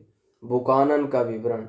हम बुकानन के विवरण को अपनी जानकारी का आधार मान रहे हैं, लेकिन उसकी रिपोर्टों को पढ़ते समय हमें यह नहीं भूलना चाहिए कि वह ब्रिटिश ईस्ट इंडिया कंपनी का एक कर्मचारी था। उसकी यात्राएं केवल भूदृश्यों के व्यापार और अज्ञात की खोज से ही प्रेरित नहीं थी। वह केवल भूदृश्यों को प्यार और अज्ञात की खोज से ही प्रेरित नहीं थी। वह नक्शा नवीसों, सर्वेक्षकों, पालकी उठाने वालों, कुलियों आदि के बड़े दल के साथ सर्वत्र यात्रा करता था।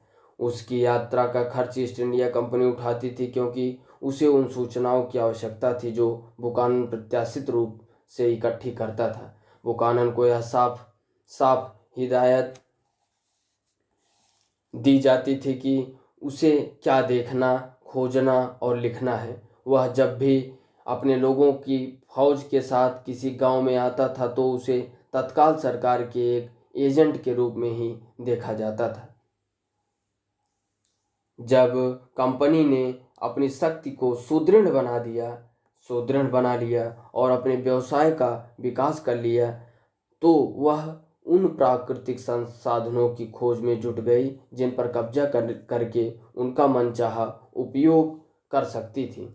उसने परिदृश्य तथा राजस्व स्रोतों का सर्वेक्षण किया, खोज यात्राएं आयोजित की और जानकारी इकट्ठा करने के लिए अपने भूवैज्ञानिक, भूगोलवेत्ताओं, वनस्पति विज्ञानियों और चिकित्सकों को भेजा। निसंदेह असाधारण प्रेक्षण शक्ति का धनी बुकानन ऐसे ही एक व्यक्ति था। बुकानन जहाँ कहीं भी गया, वहाँ उसने पत्थरों तथा चट्टानों और वहाँ की भूमि के भिन्न भिन्न स्तरों तथा परतों को ध्यानपूर्वक देखा। उसने वाणिज्यिक रूप दृष्टि से मूल्यवान पत्थरों तथा खनिजों को खोजने की कोशिश की। उसने लौह खनिज और अभ्रक, ग्रेनाइट तथा साल्टपीटर से संबंधित सभी स्थानों का पता लगाया। उसने सावधानीपूर्वक नमक बनाने और कच्चा लोहा निकालने की स्थानीय पद्धतियों का निरीक्षण किया। अब बुकानन किसी भूदृश्य के बारे में लिखता था तो वह अक्सर इतना ही नहीं लिखता था कि उसने क्या देखा और भूदृश्य कैसा था, बल्कि वह यह भी लिखता था कि उसमें फेरबदल करके उसे अधिक उत्पादक कैसे बनाया जा सकता है, वहाँ कौन सी फसल बोई जा सकती है, कौन से पेड़ काटे जा सकते हैं और कौन से उगाए जा सकते हैं। और हमें यह भी याद रखना होगा कि उसकी सूक्ष्म दृष्टि और प्राथमिकता स्थानीय निवासियों से भिन्न होती थी। क्या आवश्यक है, इस बारे में उसका आकलन कंपनी के वाणिज्यिक सरोकारों से और प्रगति के संबंध में आधुनिक पाश्चात्य विचारधारा से निर्धारित होता था। वह अनिवार्य रूप से वनवासियों की जीवन शैली का आलोचक था और यह महसूस करता था कि वनों को कृषि भूमि में बदलना ही होगा। स्रोत 3 को हम देख लें। सबसे पहले स्रोत 3 में संथालों के बारे में बुकानन के विचार। नई जमीनें साफ करने में वे बहुत होशियार होते हैं, लेकिन नीचता से रहते हैं। उनकी झोपड़ियों में कोई बाड़ नहीं होती और दीवारें सीधी खड़ी की गई छोटी छोटी सटी हुई लकड़ियों की बनी होती हैं, जिन पर भीतर की ओर लेप पलस्तर लगा होता है। झोपड़ियों छोटी झोपड़ियाँ छोटी और मैली कुचैली होती हैं। उनकी छत सपाट होती है, उनमें उभार बहुत कम होता है। स्रोत 4 को देखें। कड़ुआ के पास की चट्टानें बुकानन की पत्रिका निम्नलिखित ऐसे परीक्षणों से भरी पड़ी हैं। आगे लगभग 1 मील चलने के बाद में मैं चट्टानों के एक शिलाफलक पर आ गया, यह एक छोटा दानेदार ग्रेनाइट है जिसमें लाल लाल फेल्डस्पार, क्वार्ट्ज और काला अभ्रक लगा है। वहाँ से आधा मील से अधिक की दूरी पर मैं एक अन्य चट्टान पर आया। वह भी स्तरहीन थी और इसमें बारीक दानों वाला ग्रेनाइट था, जिसमें पीला सा फेल्डस्पार, सफ़ेद सा क्वार्ट्ज और काल अभ्रक था। सरोकारों से और प्रगति के संबंध में आधुनिक पाश्चात्य विचारधारा से निर्धारित होता था। वह अनिवार्य रूप से वनवासियों की जीवन शैली का आलोचक था और यह महसूस करता था कि वनों को कृषि भूमि में बदलना ही होगा। स्रोत 5 को देखें। वनों की बटाई और स्थायी कृषि के बारे में। निचली राजमहल की पहाड़ियों में एक गांव से गुजरते हुए बुकानन ने लिखा, इस प्रदेश का दृश्य बहुत ही बढ़िया है। यहाँ की खेती विशेष रूप से घुमावदार सकरी घाटियों में धान की फसल, बिखरे हुए पेड़ों के साथ साफ ही की गई जमीन और चट्टानी पहाड़ियाँ सभी अपने आप में पूर्ण हैं। कमी है तो बस इस क्षेत्र में कुछ प्रगति की और विस्तृत तथा उन्नत खेती की, जिनके लिए यह प्रदेश अत्यंत संवेदनशील है। यहाँ लकड़ी की जगह टसर और लाख के लिए आवश्यकता अनुसार बड़े बड़े बागान लगाए जा सकते हैं। बाकी जंगल को भी साफ किया जा सकता है और जो भाग इस प्रयोजन के लिए उपयुक्त न हो, वहाँ पनई, ताड़ और महुआ के पेड़ लगाए जा सकते हैं। इसके आगे हम देखेंगे चर्चा कीजिए में बुकानन का वर्णन विकास के संबंध में उसके विचारों के बारे में क्या बतलाता है। उदाहरणों से उदाहरण देते हुए अपनी दलील पेश कीजिए। यदि आप एक पहाड़िया वनवासी होते तो उसके लिए इन विचारों के प्रति आपकी प्रतिक्रिया क्या होती। थर्ड पॉइंट को देखें, देहात में विद्रोह, बम्बई, दक्कन। आप पढ़ चुके हैं कि औपनिवेशिक बंगाल के किसानों और जमींदारों और राजमहल की पहाड़ियों के पहाड़िया और संथाल लोगों के जीवन में किस प्रकार परिवर्तन आ रहा था। आइए अब पश्चिम भारत और परवर्ती अवधि पर दृष्टिपात करें और पता लगाएं कि बम्बई, दक्कन के देहाती क्षेत्र में क्या हो रहा था। ऐसे परिवर्तनों को पता लगाने का एक तरीका है वहाँ के किसान विद्रोह पर ध्यान केंद्रित करना। ऐसे नाजुक दौर में विद्रोही अपना गुस्सा और प्रकोपोन्माद दिखलाते हैं।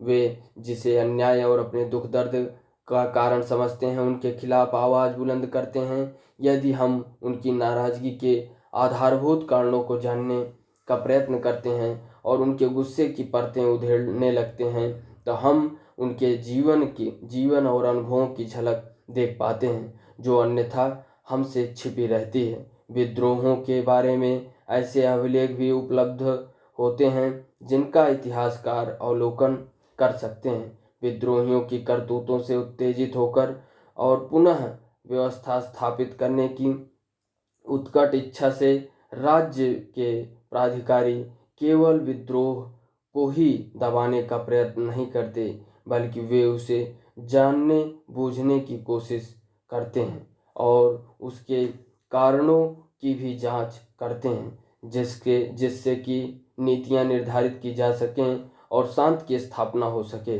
ऐसी जांच पड़ताल से साक्ष्य उत्पन्न होता है जिसके बारे में इतिहासकार शोध कर सकें। इसके आगे हम देखें सुरक्षा। उस दिन सूपा में 16 मई 1875 को पूना के जिला मजिस्ट्रेट ने पुलिस आयुक्त को लिखा, शनिवार दिनांक 15 मई को सूपा में आने पर मुझे इस उपद्रव का पता चला। एक साहूकार का घर पूरी तरह जला दिया गया, लगभग 1 दर्जन मकानों को तोड़ दिया गया और उनमें घुसकर वहां के सारे सामान को आग लगा दी गई। खाते पत्र, बांड, अनाज, देहाती कपड़ा सड़कों पर लाकर जला दिया गया, जहां राख के ढेर अब भी देखे जा सकते हैं। मुख्य कांस्टेबल ने 50 लोगों को गिरफ्तार किया। लगभग 2,000 रुपये का चोरी का माल छुड़ा लिया गया। अनुमानतः 25,000 रुपये से अधिक की हानि हुई। साहूकारों का दावा है कि 1 लाख रुपए से ज़्यादा का नुकसान हुआ है। दक्कन दंगा आयोग। 19वीं शताब्दी के दौरान भारत के विभिन्न प्रांतों के किसानों ने साहूकारों और अनाजों के व्यापारियों के विरुद्ध अनेक विद्रोह किए। ऐसा ही एक दक्कन में 1875 में हुआ। लेखा बहियां जला दी गईं। यह आंदोलन पूना आधुनिक पुणे जिले के एक बड़े गांव सूपा में शुरू हुआ। सूपा एक विपणन केंद्र मंडी था जहां अनेक व्यापारी और साहूकार रहते थे। 12 मई 1875 को आसपास के ग्रामीण इलाकों रैयत यानी किसान इकट्ठे हो गए। उन्होंने साहूकारों से उनके बही खातों और ऋणबंधों की मांग करते हुए उन पर हमला बोल दिया। उन्होंने उनके बही खाते जला दिए, अनाज की दुकानें लूट ली और कुछ मामलों में तो साहूकार के घरों को भी आग लगा दी। पूना से यह विद्रोह अहमदनगर में फैल गया। फिर अगले 2 महीनों में यहाँ और भी आग फैल गई और 6,500 वर्ग किलोमीटर का इलाका इनकी चपेट में आ गया। 30 से अधिक गांव इससे को प्रभावित हुए। सब जगह विद्रोह का स्वरूप एक समान ही था। साहूकारों पर हमला किया गया, बही खाते जला दिए गए और ऋणबंध नष्ट कर दिया गया। किसानों के हमलों में से घबराकर साहूकार गांव छोड़कर भाग गए। अधिकतर मामलों में अपनी संपत्ति और धन दौलत भी वहीं पीछे छोड़ गए। जब विद्रोह फैला तो ब्रिटिश अधिकारियों की आंखों के सामने 1857 का गदर दृश्य आ गया। विद्रोही किसानों के गांवों में पुलिस थाने स्थापित किए गए। जल्दी से सेनाएं बुला ली गई। 95 व्यक्तियों को गिरफ्तार कर लिया गया और उनमें से बहुतों को दंडित दिया गया, लेकिन देहात को काबू करने में कई महीने लग गए। स्रोत 7 देखें, समाचार पत्र में छपी रिपोर्ट। रैयत और साहूकार शीर्षक नामक निम्नलिखित रिपोर्ट 6 जून 1876 के नेटिव ओपिनियन नामक समाचार पत्र में छपी और उसे मुंबई के नेटिव न्यूज़पेपर्स की रिपोर्ट में यथावत उद्धृत किया गया। वे रैयत सर्वप्रथम अपने गांव की सीमाओं पर यह देखने के लिए जासूसी करते हैं कि क्या कोई सरकारी अधिकारी आ रहा है और अपराधियों को समय रहते उनके आने की सूचना दे देते हैं। फिर वे एक झुंड बनाकर अपने ऋणदाताओं के घर जाते हैं और उनसे उनके ऋण पत्र और एक अन्य दस्तावेज मांगते हैं और इनकार करने पर ऋणदाताओं पर हमला करके छीन लेते हैं। यदि ऐसी किसी घटना के समय कोई सरकारी अधिकारी गांव की ओर आता हुआ दिखाई देता है तो गुप्तचर अपराधियों को उसकी खबर पहुंचा देते हैं और अपराधी समय रहते ही तितर बितर हो जाते हैं। गतिविधि में देखें तो लेखक द्वारा प्रयुक्त भाषा या शब्दावली से अक्सर उसके पूर्वाग्रहों को पता चलता है। स्रोत 7 को सावधानीपूर्वक पढ़िए और उन पर शब्दों को छांटिए जिससे लेखक के पूर्वाग्रहों का पता चलता है। चर्चा कीजिए कि उस इलाके का रैयत उसी स्थिति में का किन शब्दों में वर्णन करता होगा। इसके आगे हम देखें तो ऋणपत्र और दस्तावेज क्यों जलाए गए थे, यह विद्रोह क्यों हुआ था, इससे हमें दक्कन के देहात के बारे में और वहाँ औपनिवेशिक शासन में हुए कृषि या भूमि संबंधी परिवर्तनों के बारे में क्या पता चलता है। आइए 19वीं शताब्दी में हुए परिवर्तनों को के लंबे इतिहास पर दृष्टिपात करें। एक नई राजस्व प्रणाली। जैसे जैसे ब्रिटिश शासन बंगाल से भारत के अन्य भागों में फैलता गया, वहाँ भी राजस्व की नई प्रणालियाँ लागू कर दी गई। इस्तेमारी बंदोबस्त को बंगाल से बाहर बिरले ही लागू किया गया। ऐसा क्यों किया गया? इसका एक कारण तो यह था कि 1810 के बाद खेती की कीमतें बढ़ गई, जिससे उपज के मूल्यों में वृद्धि हुई और बंगाल के जमींदारों की आमदनी में इजाफा हुआ। चूंकि राजस्व की मांग इस्तेमारी बंदोबस्त के तहत तय की गई थी, इसलिए औपनिवेशिक सरकार इस बढ़ी हुई आय में अपने हिस्से का कोई दावा नहीं कर सकती थी। अपनी वित्तीय संसाधनों को बढ़ाने की उत्कट इच्छा से औपनिवेशिक सरकार को अपने भू राजस्व को अधिक से अधिक बढ़ाने के तरीके पर विचार करना पड़ा। इसलिए 19वीं शताब्दी में औपनिवेशिक शासन में शामिल किए गए प्रदेशों में राजस्व बंदोबस्त किए गए। अन्य भी कारण थे। जब अधिकारी नीतियां निर्धारित करते हैं तो उनकी विचारधारा उन आर्थिक सिद्धांतों से अत्यधिक प्रभावित रहती है जिनसे वे अधिकारी पहले से परिचित होते हैं। 1820 के दशक तक इंग्लैंड में डेविड रिकार्डो एक जाने माने अर्थशास्त्री के रूप में विख्यात थे। औपनिवेशिक अधिकारियों ने अपने महाविद्यालयी जीवन में रिकार्डो के विचारों का अध्ययन किया था। महाराष्ट्र में जब ब्रिटिश अधिकारियों ने 1820 के दशक में प्रारंभिक बंदोबस्त की शर्तें करने का काम हाथ में लिया तो वे इन्हीं में से कुछ विचारों के अनुसार कार्रवाई करने लगे। रिकार्डो के विचारों के अनुसार भूस्वामी को उस समय लागू औसत लगानों को प्राप्त करने का ही हक होना चाहिए। जब भूमि से औसत लगान से अधिक प्राप्ति होने लगे तो भूस्वामी को अधिशेष आय होगी, जिस पर सरकार को कर लगाने की आवश्यकता होगी। यदि कर नहीं लगाया गया तो किसान किरायाजीवी में बदल जाएंगे और उनकी अधिशेष आय का भूमि के सुधार में उत्पादक रीति से निवेश नहीं होगा। भारत में अनेक ब्रिटिश अधिकारियों ने सोचा कि बंगाल के इतिहास ने रिकार्डो के सिद्धांत की पुष्टि कर दी है। वहाँ जमींदार लोग किरायाजीवियों के रूप में बदल गए प्रतीत हुए, क्योंकि उन्होंने अपनी जमीनें पट्टे पर दे दी और किराए की आमदनी पर निर्भर रहने लगे। इसलिए ब्रिटिश अधिकारियों के विचार से अब यह आवश्यक था कि एक भिन्न राजस्व प्रणाली अपनाई जाए। किरायाजीवी शब्द ऐसे लोगों का द्योतक है जो अपनी संपत्ति के किराए की आय पर जीवन यापन करते हैं, जो अपनी संपत्ति के किराए की आय पर जीवन यापन करते हैं। इसके आगे हम देखें जो राजस्व प्रणाली बम्बई दक्कन में लागू की गई उसे रैयतवाड़ी कहा जाता है।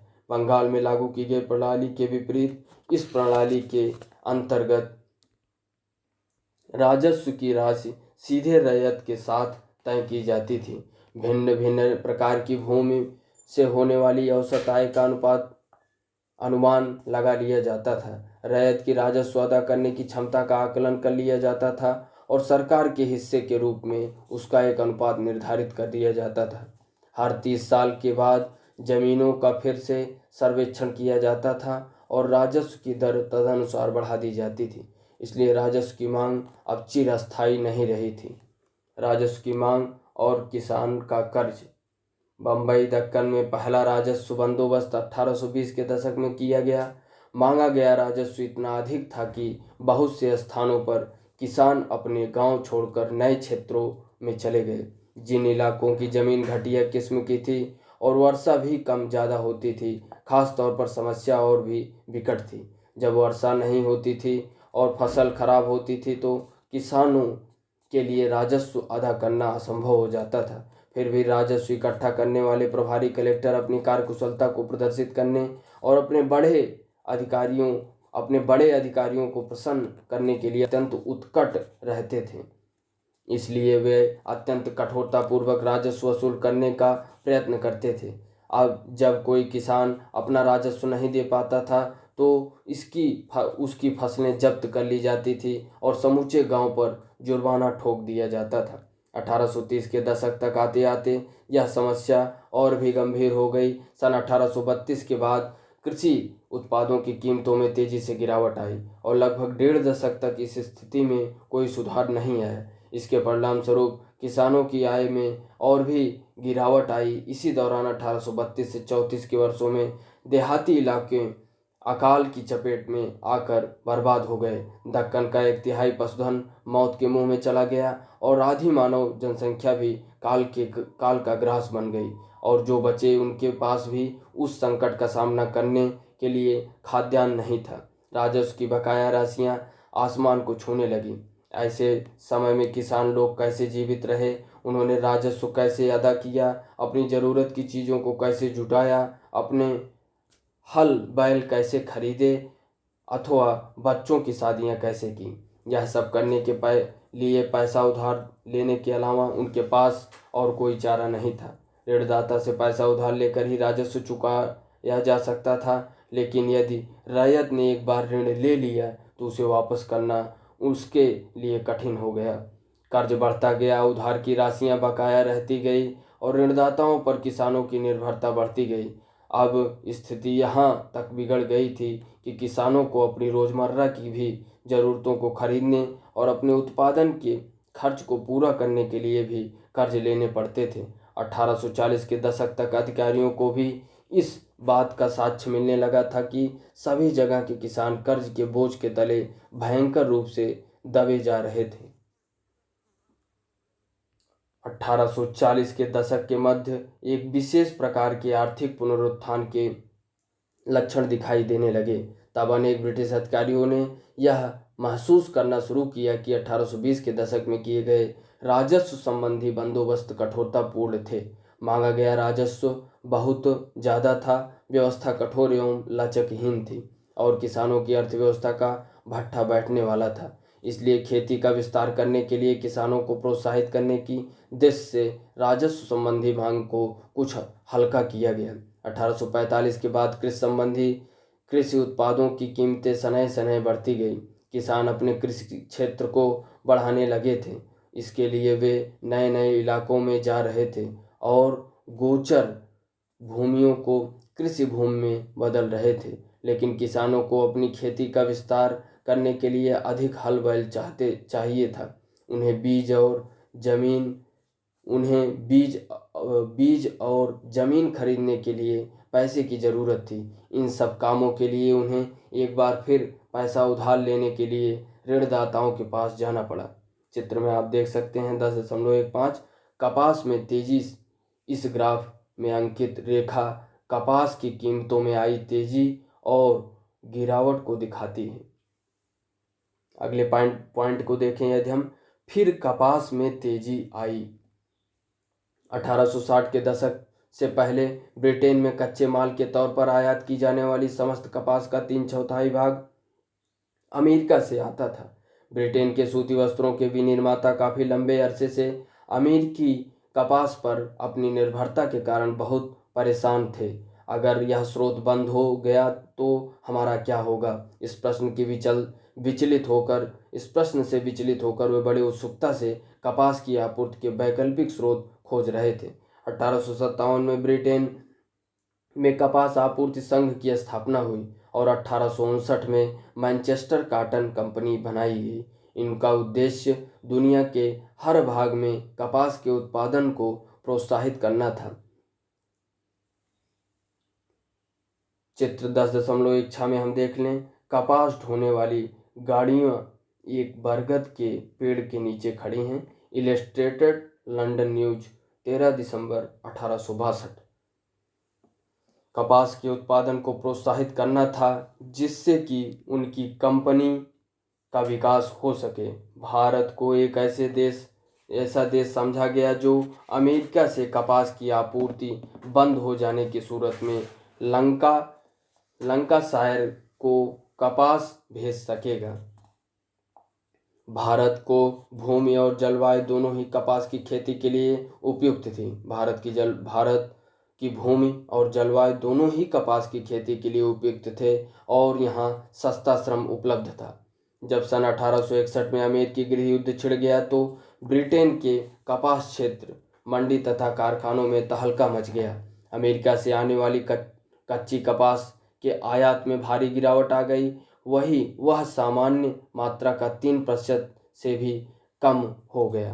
1861 में जहां 20 लाख गांठें, हर गांठ 400 पाउंड की आई थी, वहीं 1862 में 55,000 गांठों का आयात हुआ। भारत तथा अन्य देशों को बड़ी व्यग्रता के साथ यह संदेश भेजा गया कि ब्रिटेन को कपास का अधिक मात्रा में निर्यात करें। बम्बई में कपास के सौदागरों ने कपास की आपूर्ति का आकलन करने और कपास की खेती को अधिकाधिक प्रोत्साहन देने के लिए कपास पैदा करने वाले जिलों का दौरा किया। जब कपास की कीमतों में उछाल आया तो बम्बई के कपास निर्यातकों ने ब्रिटेन की मांग को पूरा करने के लिए अधिक से अधिक कपास खरीदने का प्रयत्न किया। इसके लिए उन्होंने शहरी साहूकारों को अधिक से अधिक अग्रिम राशियां दी ताकि वे भी आगे उन ग्रामीण ऋणदाताओं को जिन्होंने उपज को उपलब्ध कराने का वचन दिया था, अधिकाधिक मात्रा में राशि उधार दे सकें। चित्र 10.17 के 3 भाग हैं जिनमें कपास ढोने के भिन्न भिन्न साधन दर्शाए गए हैं। चित्र में कपास के बोझ से दबे जा रहे बैलों, सड़क पर पड़े शिलाखंडों और नौका पर लदी गांठों के विशाल ढेर को देखिए। कलाकार इन तस्वीर के जरिए क्या दर्शाना चाहता है। चित्र 10.17 को आप देख सकते हैं। रेलों का युग शुरू होने से पहले कपास का परिवहन। इलस्ट्रेटेड लंदन न्यूज 20 अप्रैल 1861। जब अमेरिकी गृह युद्ध के दौरान अमेरिका से कपास की आपूर्ति बहुत कम हो गई तब ब्रिटेन को यह आशा हुई कि भारत ब्रिटिश उद्योगों की कपास संबंधी सारी ज़रूरतों को पूरा कर देगा।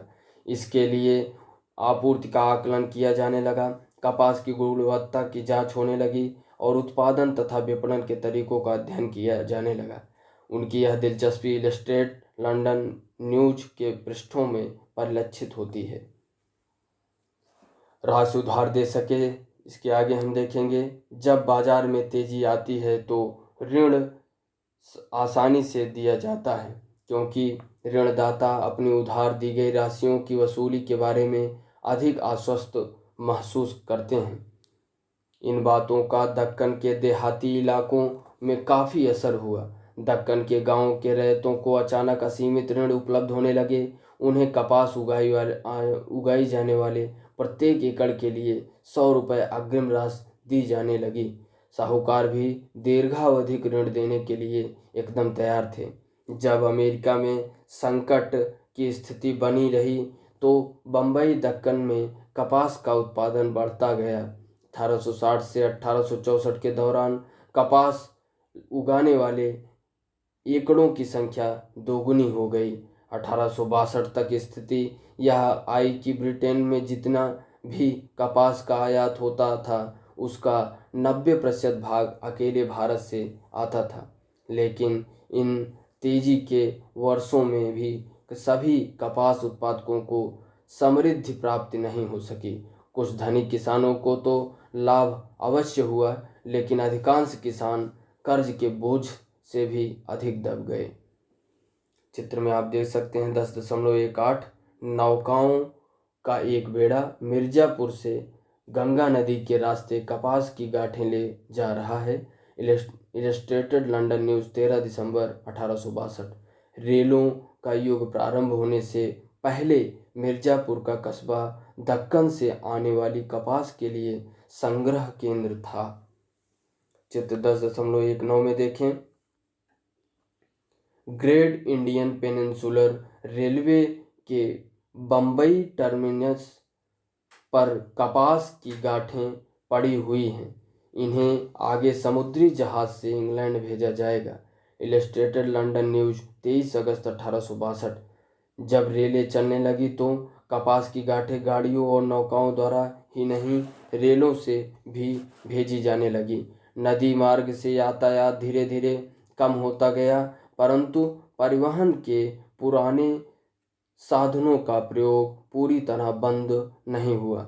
चित्र में पीछे दाहिनी ओर लदी हुई बैलगाड़ियां रेलवे स्टेशन से पत्तन तक कपास की गांठें ले जाने के लिए तैयार खड़ी हैं।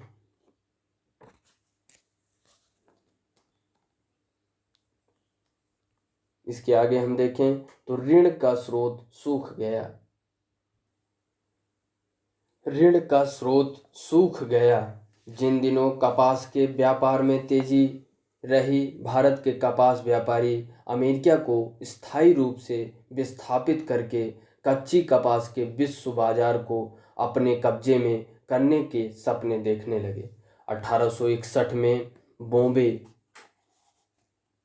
गजट के संपादक ने पूछा, दास राज्यों संयुक्त राज्य अमेरिका को विस्थापित करके लंकाशायर को कपास का एकमात्र आपूर्तिकर्ता बनने से भारत को कौन रोक सकता है। लेकिन 1865 तक ऐसे सपने आने बंद हो गए। जब अमेरिका में गृह युद्ध समाप्त हो गया तो वहां कपास का उत्पादन फिर से चालू हो गया और ब्रिटेन के भारतीय कपास के निर्यात में गिरावट आती चली गई। महाराष्ट्र में निर्यात व्यापारी और साहूकार अब दीर्घावधिक ऋण देने के लिए उत्सुक नहीं रहे। उन्होंने यह देख लिया था कि भारतीय कपास की मांग घटती जा रही है और कपास की कीमतों में भी गिरावट आ रही है। इसलिए उन्होंने अपना कार्य व्यवहार बंद करने, किसानों को अग्रिम राशियां प्रतिबंधित करने और बकाया ऋणों को वापस मांगने का निर्णय लिया।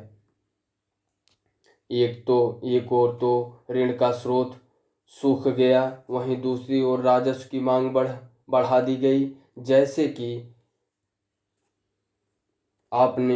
कि हमने ऊपर पढ़ा है। पहला राजस्व बंदोबस्त 1820 और 1830 के दशकों में किया गया था। अब अगला बंदोबस्त करने का समय आ गया था और इस नए बंदोबस्त में मांग को नाटकीय ढंग से 50 से 100% तक बढ़ा दिया गया। भला बेचारे रैयत उस हालत में जबकि कीमतें गिर रही थी और कपास के खेत गायब हो रहे थे, इस प्रकार बढ़ी हुई मांग को कैसे पूरा कर सकते थे। इसलिए उन्हें एक बार फिर ऋणदाता की शरण में जाना पड़ा। लेकिन ऋणदाता ने अब की बार ऋण देने से इनकार कर दिया। उसे अब रैयत द्वारा ऋण वापस अदा किए जाने की उसकी क्षमता में विश्वास नहीं रहा था। अन्याय का अनुभव।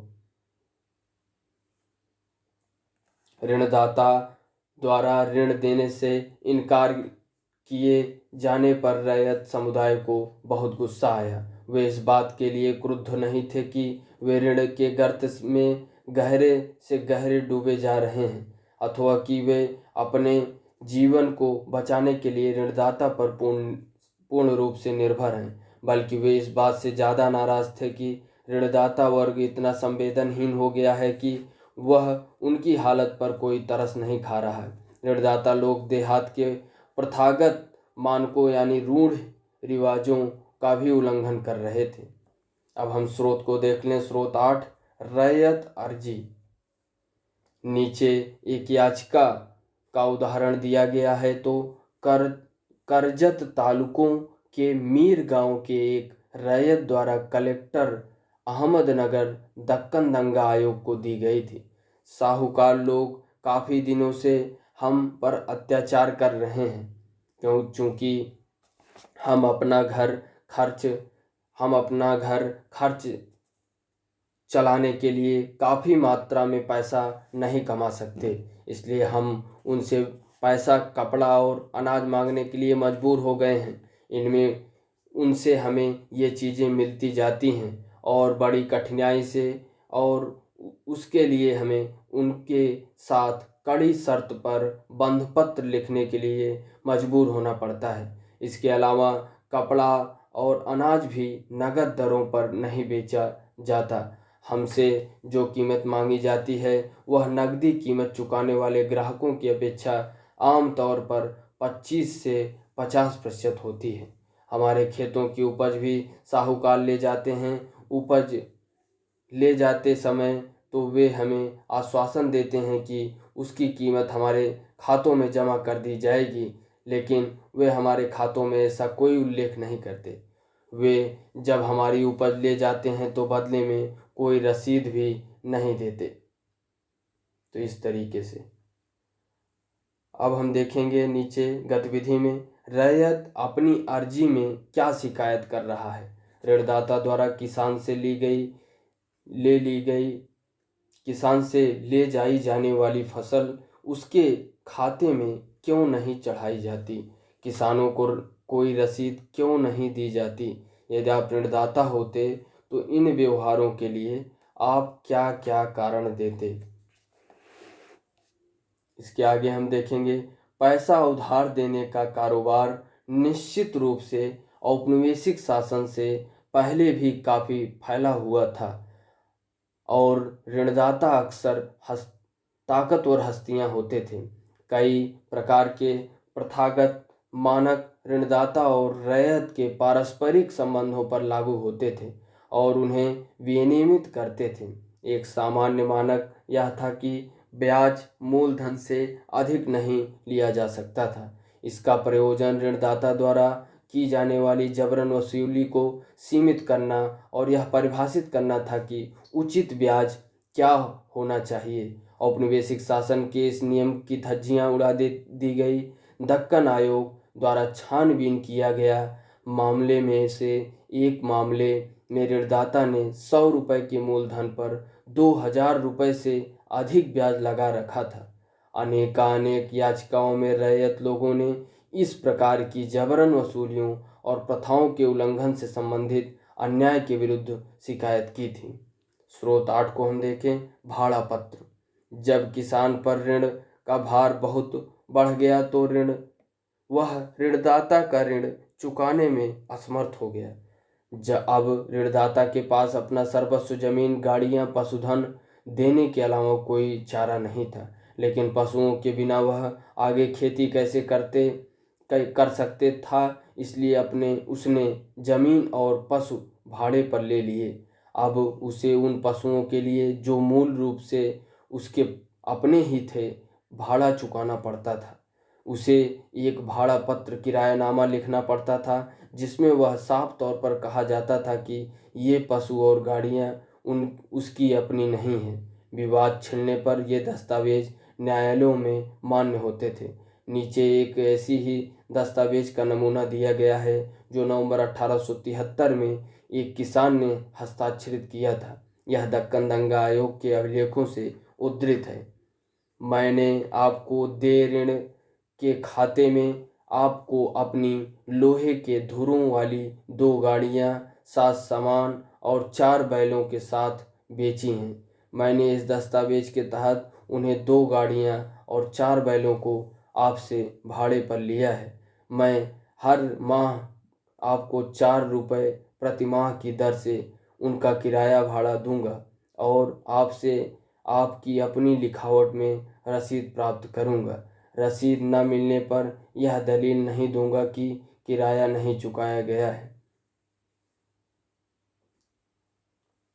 उन सभी गतिविधि में देखिए, उन सभी वचनबद्धताओं की सूची बनाएं जो किसान इस दस्तावेज में दे रहा है।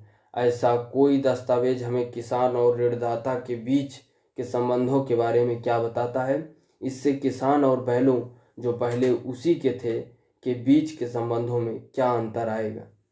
इसके आगे हम देखें, रैयत ऋणदाता को कुटिल और धोखेबाज समझने लगे थे। ये ऋणदाताओं के द्वारा खातों में धोखाधड़ी करने और कानून को धत्ता बताने की शिकायतें करते थे। 1859 में अंग्रेजों ने एक परसीमन कानून पारित किया जिसमें यह कहा गया कि ऋणदाता और रैयत के बीच हस्ताक्षरित ऋण पत्र केवल 3 वर्षों के लिए ही मान्य होंगे। इस कानून का उद्देश्य बहुत समय तक ब्याज को संचित होने से रोकना था, किंतु ऋणदाता ने इस कानून को घुमाकर अपने पक्ष में कर लिया और रैयत से हर तीसरे साल एक नया बंध पत्र भरवाने लगा।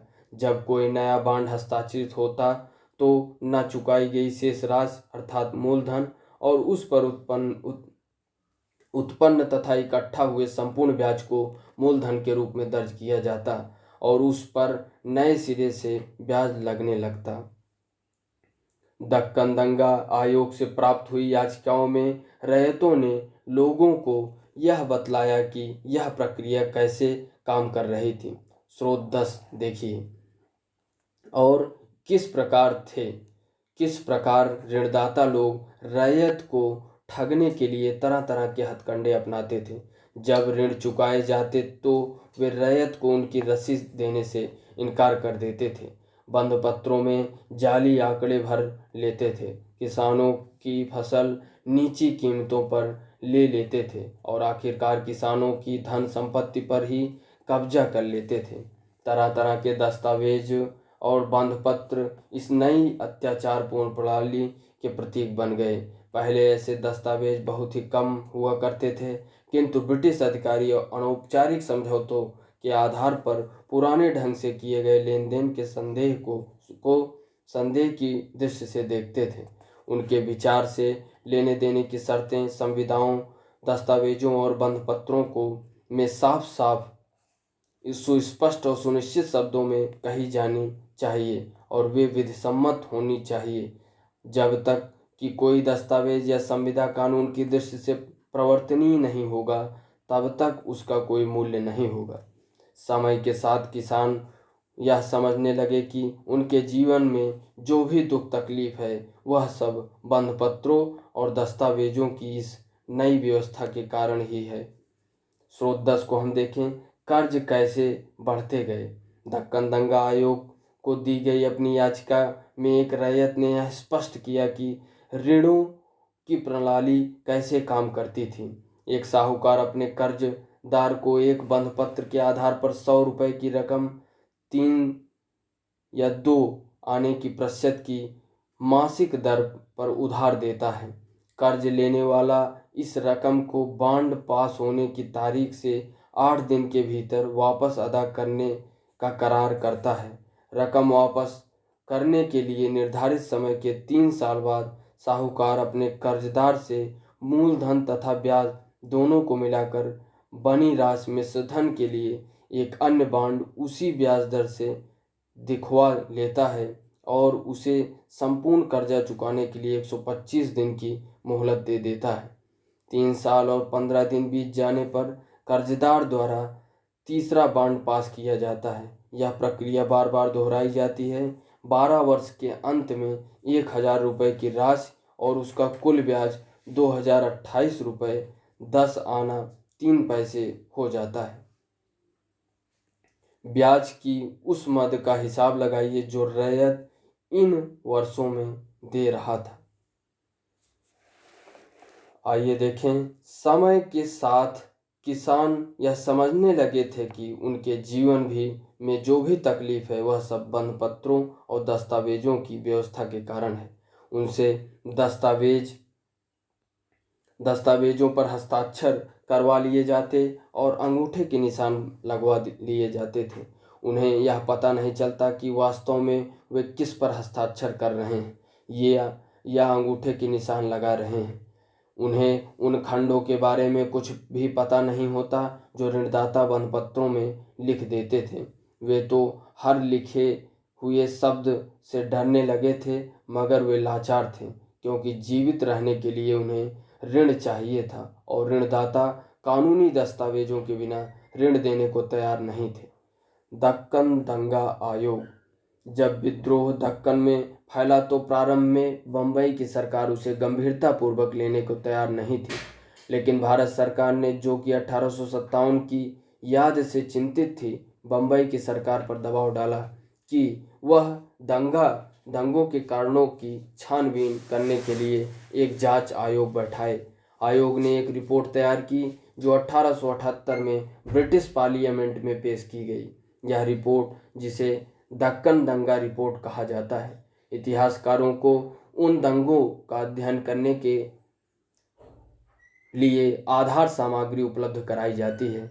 आयोग ने दंगा पीड़ित जिलों में जांच पड़ताल कराई, रैयत वर्गों, साहूकारों और चश्मदीद गवाहों के बयान लिए, भिन्न भिन्न क्षेत्रों में राजस्व की दरों, कीमतों और ब्याज के बारे में आंकड़े इकट्ठे किए और जिला कलेक्टरों द्वारा भेजी गई रिपोर्टों का संकलन किया। अब हम देखें, ऐसे स्रोत पर दृष्टिपात करते समय हमें यह फिर याद रखना होगा कि वे सरकारी स्रोत हैं और वे घटनाओं के बारे में सरकारी सरोकार और अर्थ प्रतिबंधित करते हैं। उदाहरण के लिए, दक्कन दंगा आयोग से विशिष्ट रूप से यह जांच करने के लिए